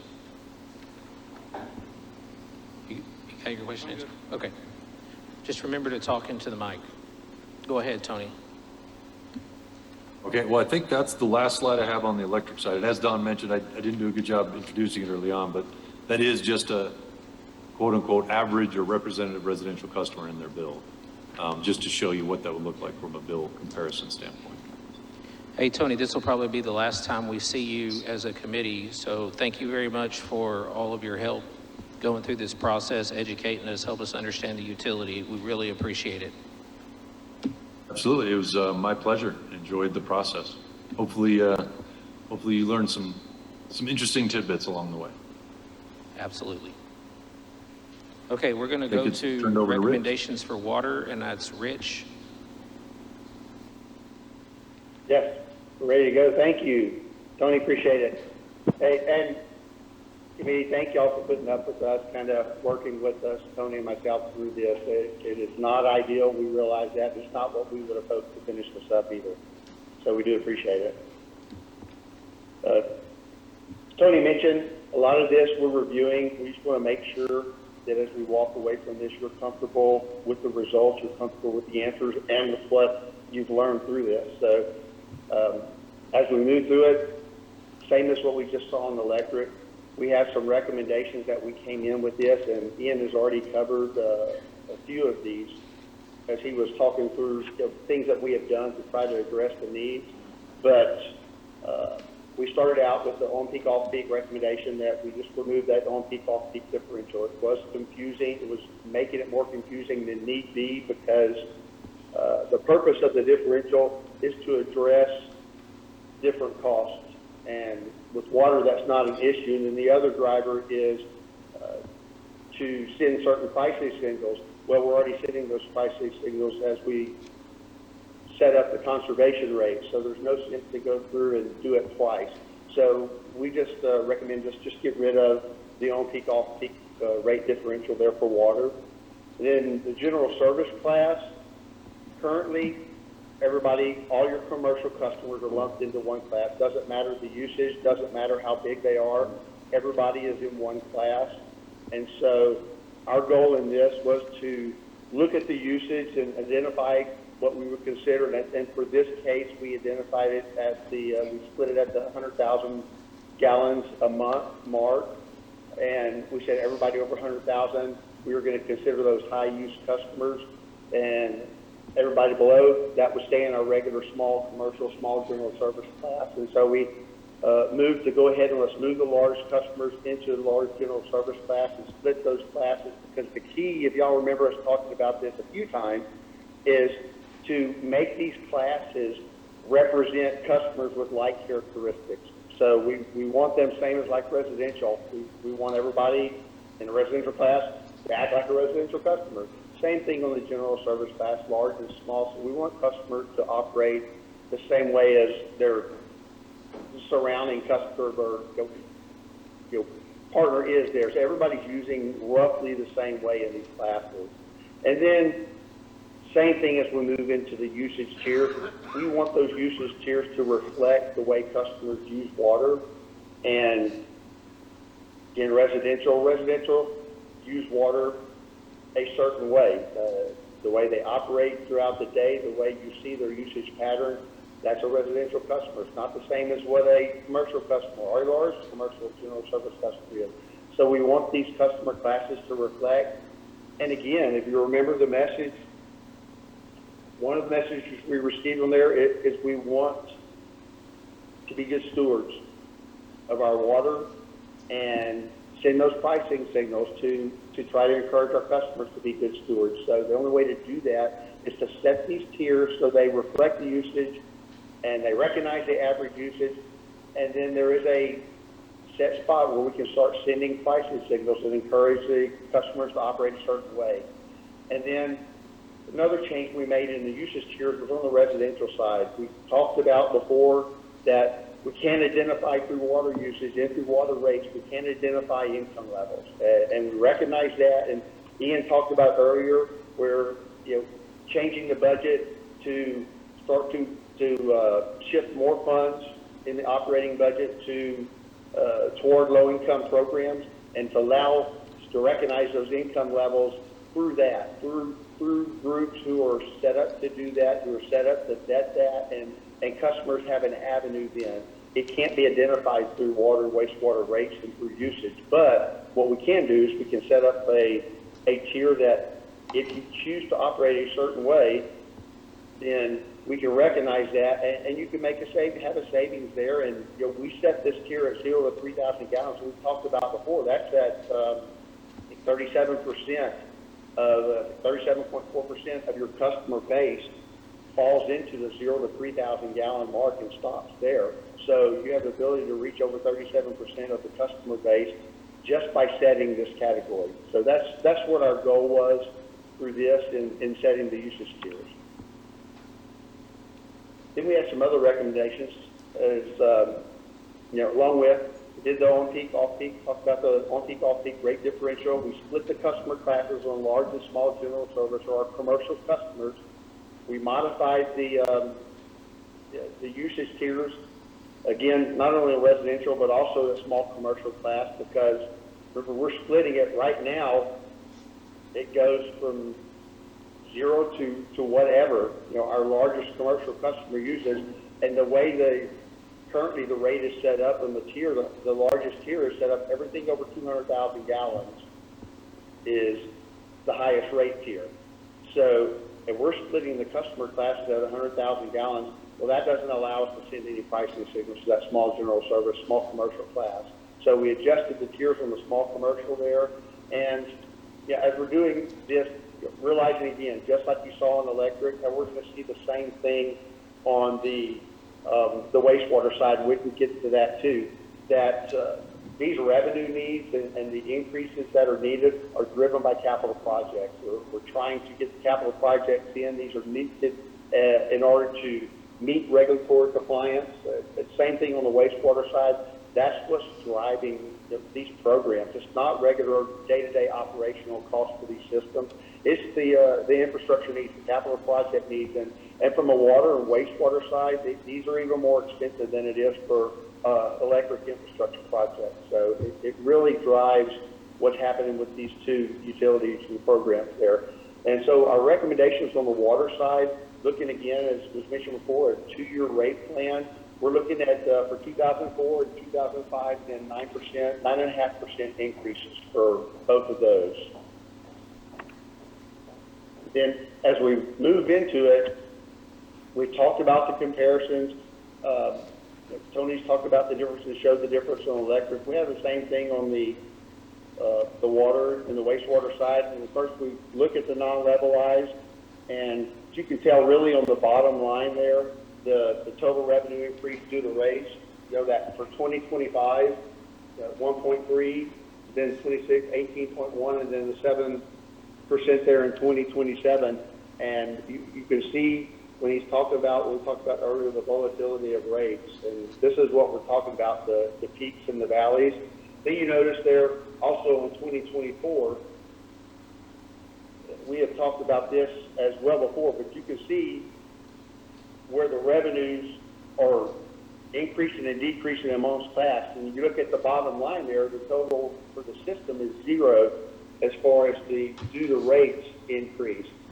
What those increases and decreases are purely from the change in the rate structures, the changes we made in the tiers, the splitting the customer classes, not the on-peak and off-peak differential, because when we got rid of that, our goal was to make that revenue neutral. Now, it may have had some impacts in between on certain customer usages in classes, but overall in the system, it was revenue neutral. So it's really changing those tiers, the usage tiers on the residential and the small general service, and then splitting the customer classes. That's what drove the different revenue increases and decreases on fiscal year 2024, then 25, 26, and 27. Those are from the rate increases. What you would see if we went from a non-levelized, this is what it takes to operate the system and get us to an endpoint for each year. And then when we look at it from just the levelized, then you can see the difference there. We started at fiscal 2024 then to smooth those out, get rid of the peaks and valleys. And here we're looking at for a total system, the 9.5%, and then a little lower in that out year at 7.8% is what it took to meet our revenue needs in fiscal year 2027. So before we move on from that, are there any questions that we've got in there? Otherwise, we're going to go ahead and look at, see what we do from bill impacts. Rich. Want to make sure before we move on. Rich, I don't know if it's you that comments on this, but or if it's Mr. Taylor, but I just want to drive home the point of what's driving this when it comes to water, about the capital need versus compliance. And I don't know if you want to make a comment about that.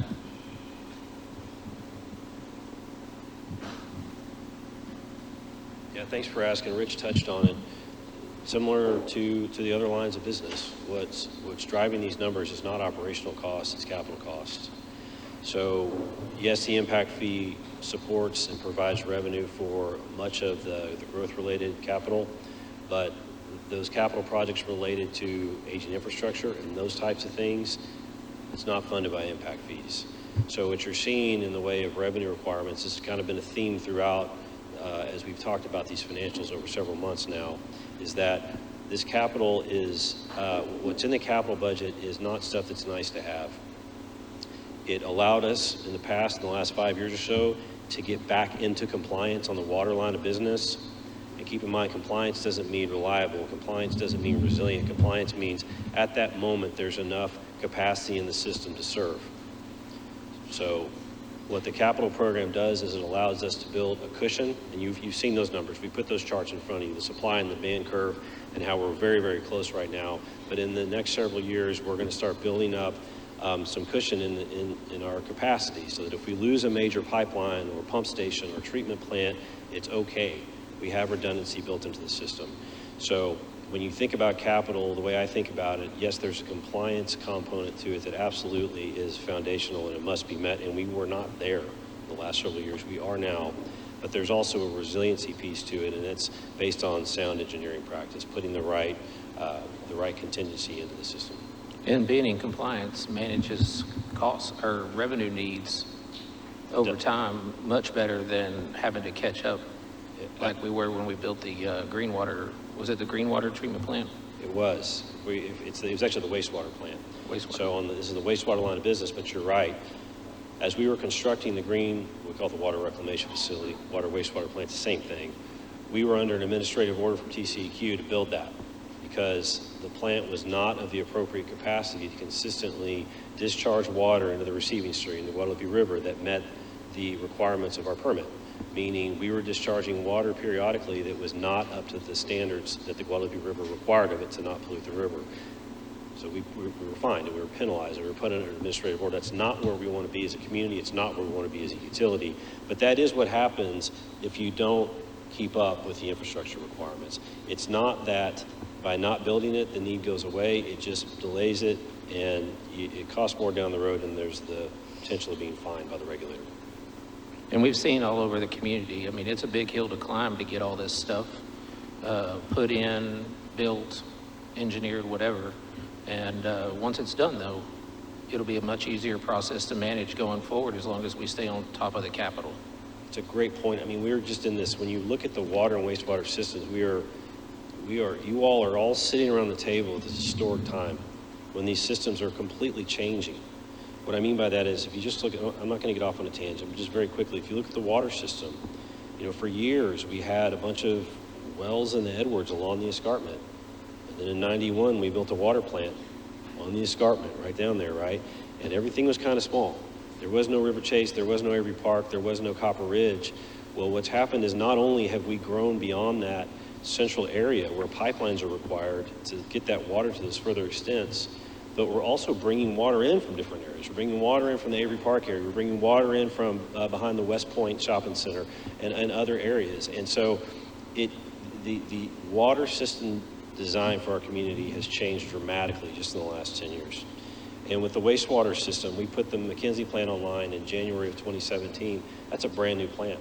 It's serving an entirely different sewer shed where we were pumping water over one sewer shed into another to get to the Keeler facility. Now we have an entire area out there that will eventually be, that it will serve the Mayfair and the Alligator Creek area all the way down. So just dramatic changes in the overall configuration of our water and wastewater systems. What we're doing right now, NBU did in the 80s.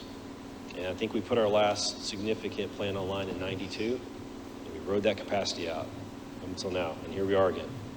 And should stuff have been built earlier? Yes, of course. Look across the entire community of New Braunfels. It's not just an NBU thing. It's about getting the community caught up, and I think we're seeing it across agencies. Well, I just wanted to drive this particular point home because, no pun intended, but it's been a bumpy ride. But we're all going to be better because of it and more stable going forward. I mean, because it wasn't that long ago that there were some sewer mains that, with enough rain, and I don't want that coming up in my street for sure. Not just in the street, the most significant one was it followed the alignment of the Guadalupe River and the Comal River and the Dry Comal. It replaced almost an entire run of pipe that was at capacity and would overflow when it rained. Absolutely. Well, thank you for commenting on that because that's a big deal for us as far as moving forward as a community. Okay, Rich, go ahead. Yeah, sorry, just before we go on. Oh. Sort of in the spirit of conservation, is there a reason why we're reducing the rates on irrigation? Just it would help to keep that equal from my point of view and not have such a big spike on the residential rate increase. Rich, are you going to comment on that? We didn't act for, are you talking about Alan for fiscal year 24? Fiscal year 24, yeah, we're reducing the irrigation on both residential and not small actually commercial. a reduction, it's just a realignment. We didn't do anything to the rates in 24 on that. As far as reducing on the irrigation, it actually is more where we just didn't bring it back up to where it was completely on the when we're just not doing anything, when all we did was do the structure changes. That we raised it, so when we levelized it, we raised it some, we just didn't bring it back up to where it was before. If that makes sense. See, if you could,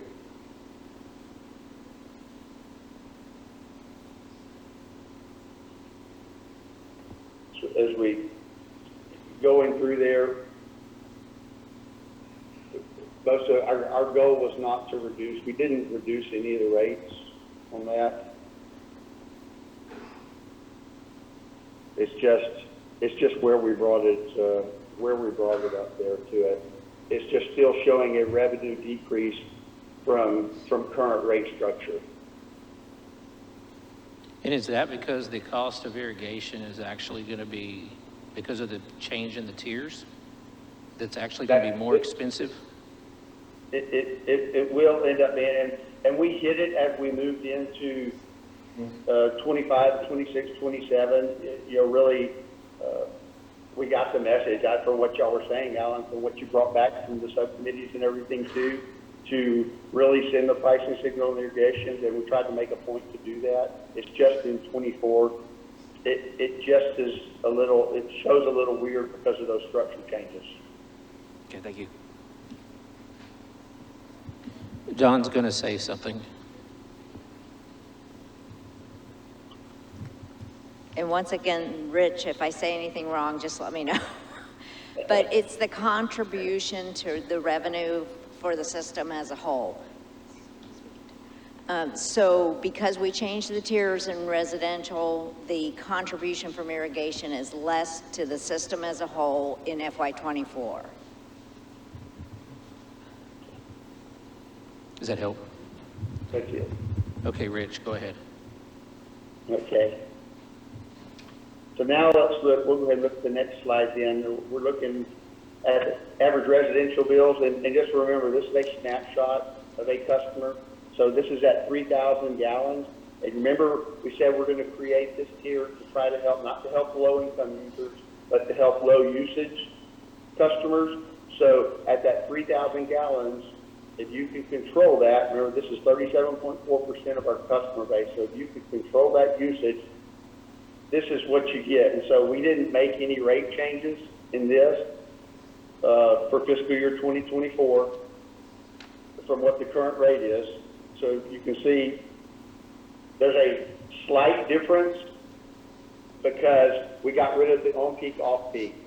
So we adjusted the rate to match and be revenue neutral for on-peak, off-peak. So we're comparing these to current rates in the off-peak time. So you see the current rate shows slightly lower. If we compared it to the current rate in on-peak time, the current rate would be slightly higher than what that fiscal 24 rate comes in to be at 2183. So that's what's happening there. And then it just follows through. And again, this is one we're trying to keep fairly low because we're trying to recognize and to create a spot where those low usage users can control their usage and get a little bit of relief. So that's what's happening with this 3,000 gallons. Then the next one is our 6,000 gallon, and this captures our average use customer. So again, then you can see that from the current user to the fiscal year 24, there is a jump in there, that 23% and that 33%. That is being driven by a little bit of a rate increase, but more driven by the rate structure change. Because currently right now, we're doing 0 to 7,500 gallons is in that first tier, and in the lowest tier, whereas in the rate structure change, we're going to go 0 to 3,000 and 3,001 to 6,000. So you got half of that usage is falling into the second tier now, and that's what's happening and what you're seeing there in this for a residential user of 6,000 gallons. So that's the driver on this. But even with that happening, we're from a, comparing to surrounding utilities, we're still falling in the lowest quartile for our region, for the area here, for the average user.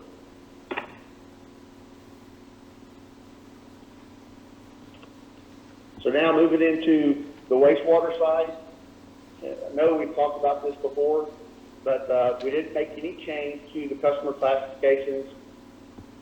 It's not quite the same thing. We don't have the room to move things around and shift things because we don't have different usage levels and everything with wastewater.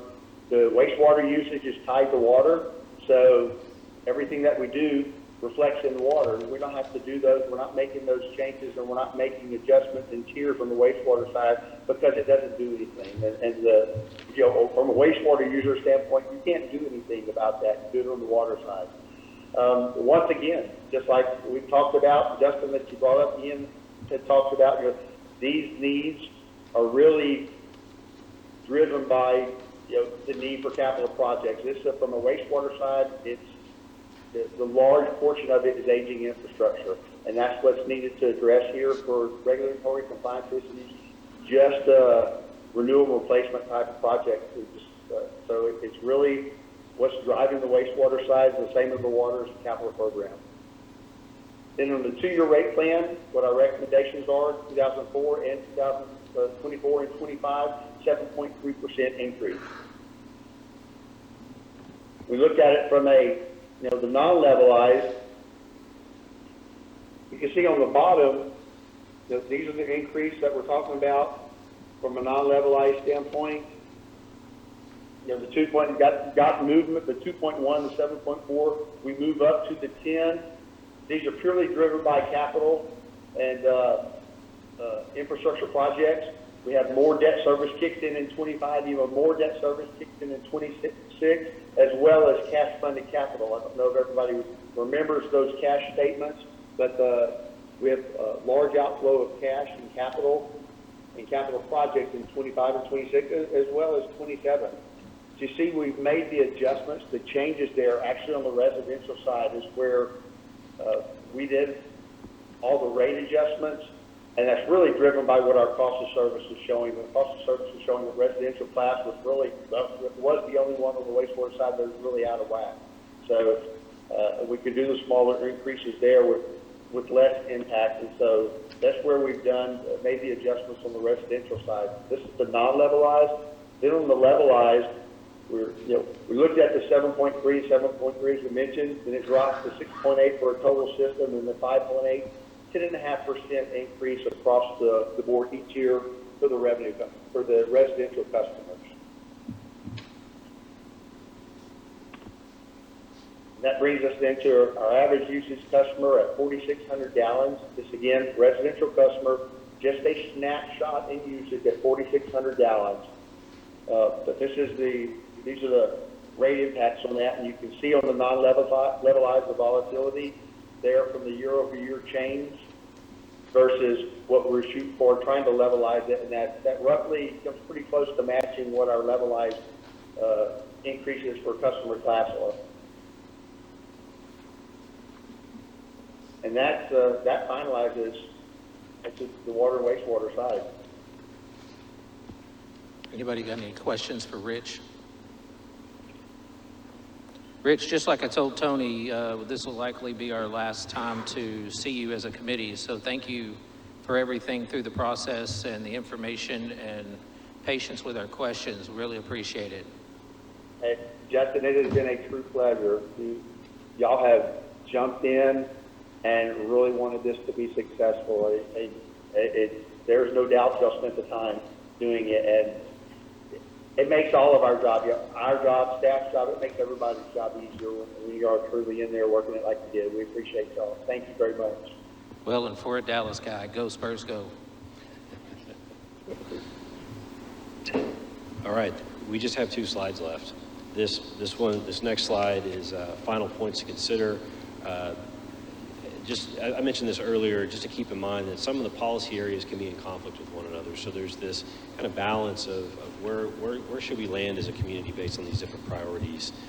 And then the next item, you're probably tired of me saying this, but these aren't the final numbers because we're developing this next year's budget and 5-year financial operating plan. Again, we moved up that deadline from June to March this year so that when we finalize the rates, they will have the final numbers in it. That was very important to us, which leads me to the next slide. and that will have the details of what's going to happen next.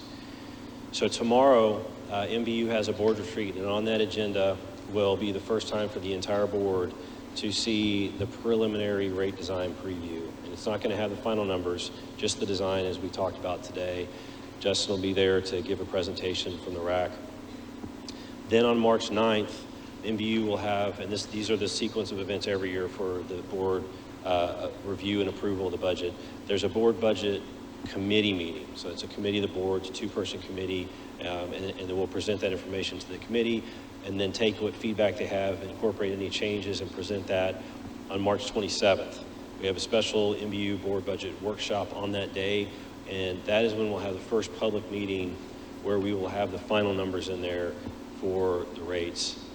And then on the 30th, that's NBU's regular board meeting for the month of March.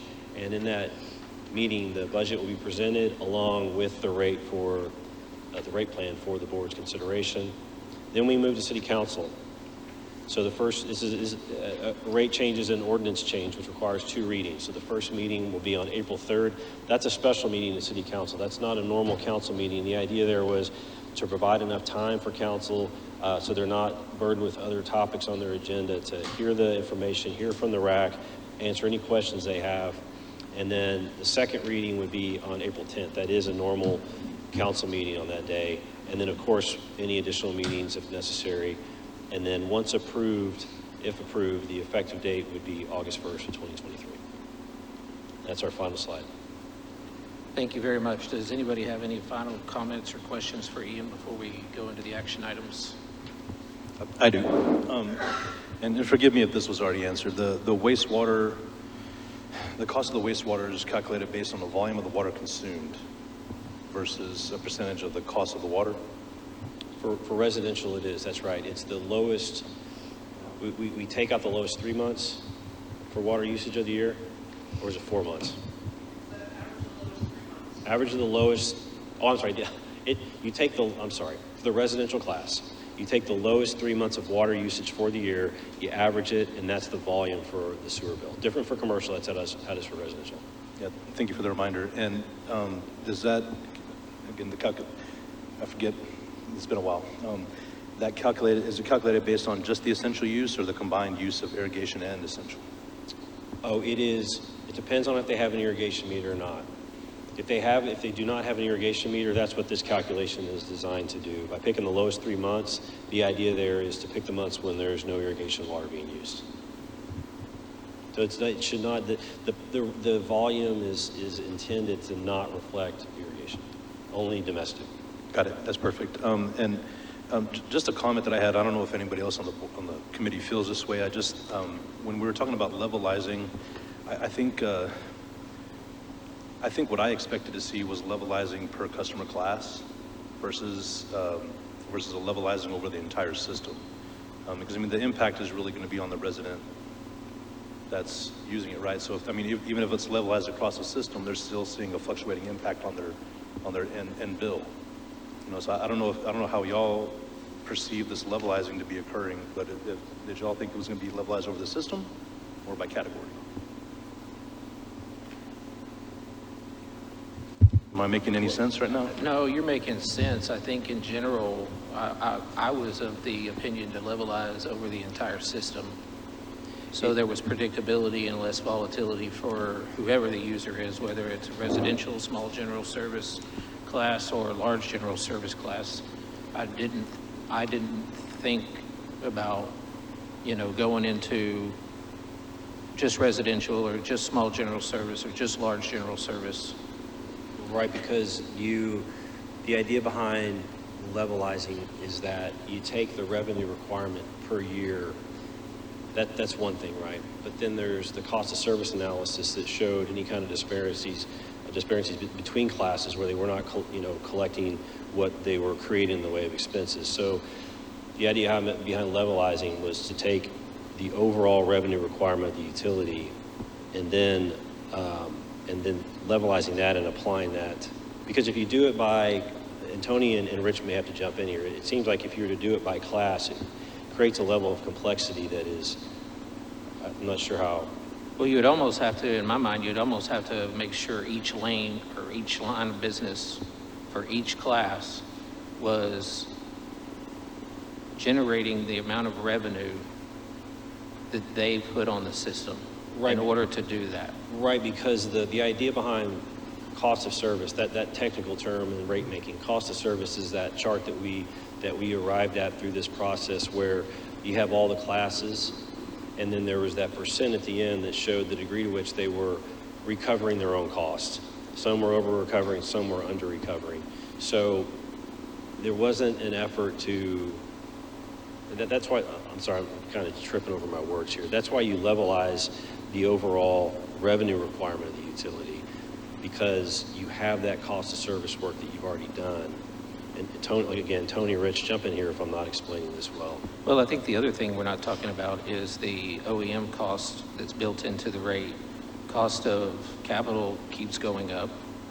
Cost of supplies, materials, everything else, chemicals, that keeps going up. So that would have a direct reflection on my end cost per month. Right. Yes, exactly. Right.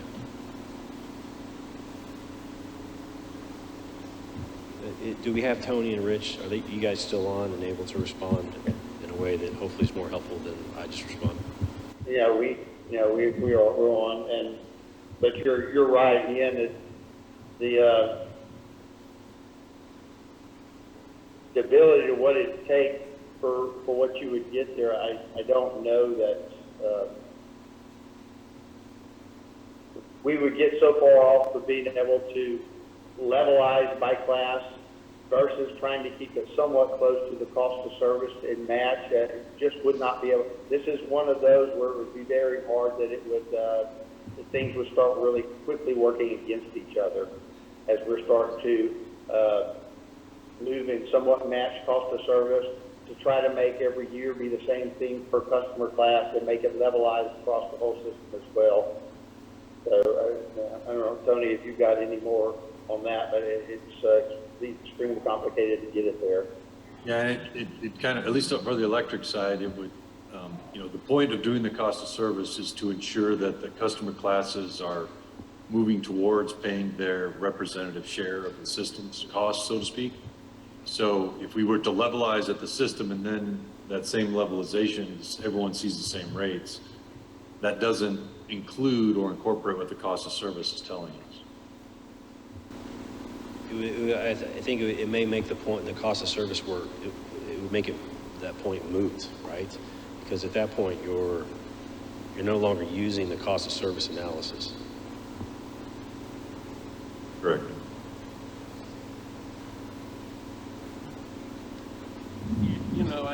I think the general concept with levelizing is something that we all desire, but I think what's really important here is if you looked at the water side of it, it showed a distinct difference. You're going to have discipline in those first 2 years, 24, 25, where it showed you're going to have a surplus, whereas in 26, it was going to hit you. And so you'll have to have a real discipline not to spend that surplus during those first 2 years. And my other concern here is that there's other factors on the income side, like impact fees that are, I have a real concern that we're going to reach the impact fees that we have budgeted. And I think that's something that needs to be considered as well. Yeah, I agree. One of the first, I think it's the first item at the board retreat tomorrow is a presentation from, I believe, Zonda, am I saying that correctly? On the market and what's expected. And that's completely separate than if there's an impact to the number of starts based on just the cost of the impact fee, right? So what impact fee revenue is going to be next year and over the next 5 years is something that we need to watch very closely. And as impact fees grow and become a larger part of the budget, the revenue, that creates the risk that it creates as far as the revenue mix is even larger. You're exactly right. Ian, did you get your question answered?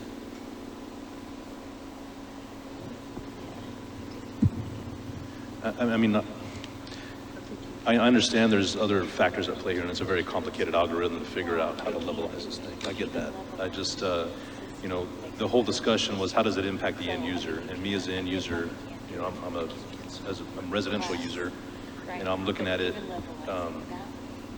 and I'm not getting a uniform rate increase over that time period. You know, that's, and I thought that was the whole purpose of that conversation of levelizing that we had initially, why we brought it up. You know, I understand that the way we've done it is there's a levelization over the system. I just don't know if we got where we wanted to when we brought up that discussion. That's my only point.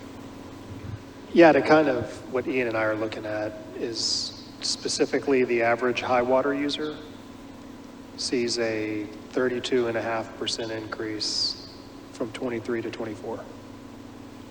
Yeah, That's a policy thing though, right? Like you're adjusting the brackets or the entry points to high water?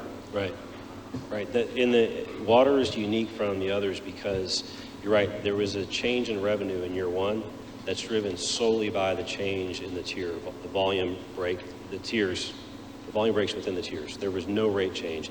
And that's unusual and unique. And that's why there's such a big difference in water compared to wastewater and electric, where you're essentially only changing a rate in water and electric, whereas water, you're changing tiers. And again, like we talked about earlier, there are these competing interests within the policy areas. And one of the items out of the policy areas that came very, very clear to us was conservation, particularly when it relates to water. And so changing those tiers is essential to getting the rate design on track for that. Yeah, so that 32% is driven more by how many customers are in that tier than Right. by those who are already in that tier, the increase they will see. Yes, so specifically, yes, thank you for asking. Again, based on the policy areas, low income, fixed income folks, one of the things we did was create that 0 to 3,000 gallon block, okay? So here are these things, here's how they're all kind of working together. But then the next break point was 6,000 gallons. Well, in the old rate design, the first tier was 0 to 7,500. So what that means is that rate that was in place for 0 to 7,500 is proposed to be the rate for 0 to 3,000. So then from 3,001 to 6,000 is the rate that we're currently using for 7,500 to the next tier. That's why it's gone up as much as it has for that year one. No rate changes, just the change in the tiers.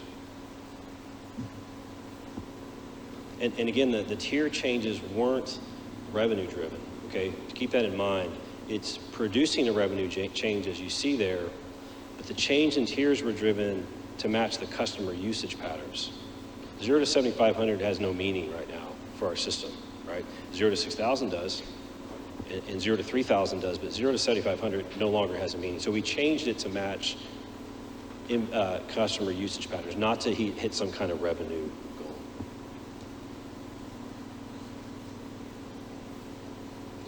So a couple of things being addressed in that, and I hear what you're saying, but what triggered this whole concept to me about the levelization was when we saw the tables where there was no rate increase in the first 2 years, right? And so I feel like that was kind of what triggered at least our thought about that, our conversation about that, and then prompted our consultant friends to kind of go back and look at that.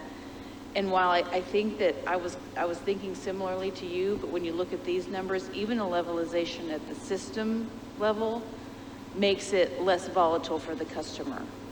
So everybody really wins in that scenario to me. So while it might be what kind of we were thinking initially, because we've looked at it as a specific customer and not system-wide except for the overall budget, but I feel like even levelizing it at that level makes it better for the customer and more, sustainable for NBU. So I hear you, but I feel like we're still in a better place than we were when we started.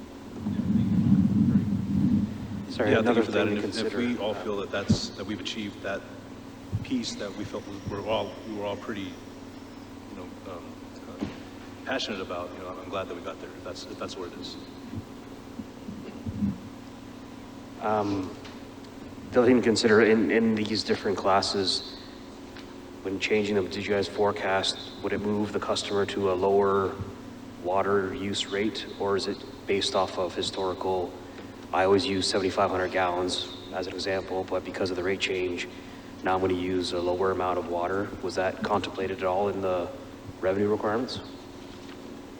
Oh, you're saying would, as far as how customers' usage would change based on it costing more for a particular gallon range? Yeah, we did talk about that for sure, especially as it relates to irrigation. That's really the bigger concern because that's where you have such higher volumes and therefore a lot higher revenue. And so it's something that we're going to keep an eye on through our data group to see kind of what that elasticity is and how it impacts.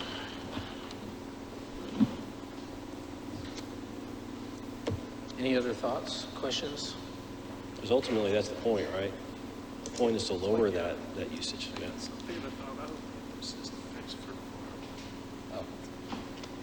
Okay, so I think what we're going to do now is I'm going to read these action items. The first one is discuss and consider providing rate advisory feedback to NBU Board of Trustees and NBU City Council regarding the NBU cost of service study and final rate design. Can I make a comment? It may look peculiar that there are two action items. And the next one I think is, I don't have the agenda, but it's for the subcommittee reports. Yes, that's the next one. All of that is the input and all of that is the input, in my opinion, from the Rate Advisory Committee. Both of those actions constitute all of it. The reason that the subcommittees are broken out as a separate action item, our general counsel is very good about making sure that we're following everything we need to follow. Because there are subcommittees, they require their own action. So all of those action items together would constitute the report from the RAC. They're just broken out to meet the requirements of the Open Meetings Act. So I can read them together. Connie, the question is, Connie's our general counsel, the chairman's asking, can he read both action items and a vote on both at the same time, or must they be taken separately? The two action items, can the votes be taken together or must they be taken separately? Separately. But it can be a similar motion for both. Yes. Okay, so let's do this again. Action item number 1, discuss and consider providing rate advisory committee feedback to NBU Board of Trustees and New Braunfels City Council regarding the NBU cost of service study and final rate design. Do I hear a motion?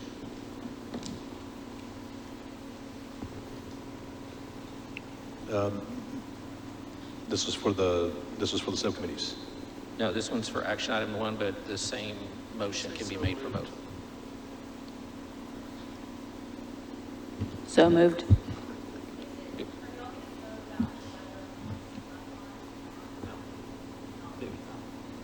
That's in our report. Yes. Is there specifically? Just did the whole thing. So we got it first. Anybody got a second? Seconded. Any discussion? All those in favor say aye. Aye. All those opposed, same sign. Motion passes unanimously. Item number 2, discuss and consider providing rate advisory committee feedback to NBU Board of Trustees regarding reports from each RAC committee or RAC subcommittee as follows. A, low fixed income customers. B, equity and fairness in rate making. C, conservation and renewables. D, revenue sufficiency. E, accommodating growth. F, utility financial stability and strength. G, simple to understand and easy to implement. Do I hear a motion? May I amend that motion to include the notes that you've taken? Or is it- Yes. All right, then I'm so moved. So your motion would be to move to adopt each subcommittee report as provided, including presentation and notes from today? Correct. Okay. Second? Second with Bobby Avery. Any discussion? All those in favor, say aye. All those opposed, same sign. And that motion passes unanimously. Any other discussion? Questions, comments? If I may, sir, I've said this multiple times, and I hope by my repeating it doesn't diminish the meaning behind it, but I want to thank every one of you again for what you've committed to. This took many months. This summer, those meetings were difficult. You stuck with it. And on behalf of the Board of Trustees and all of us, thank you for what you've given us in the way of this incredible work product. We appreciate it very much. Well, I think that's a mutual feeling because, at least for me, the amount of information that I've learned about the utility and how it impacts our community is tremendous. And I'm just thankful that the Board of Trustees had the foresight to put something like this together and allow us to participate. And so hopefully it will continue in the future. Thank you. Anybody else have anything? I'd just like to give it up for the NBU staff, ladies, gentlemen, y'all have been excellent. Yeah, they had to put up with me a lot, and they're not done. Okay, well, if nobody else has anything, this meeting stands adjourned.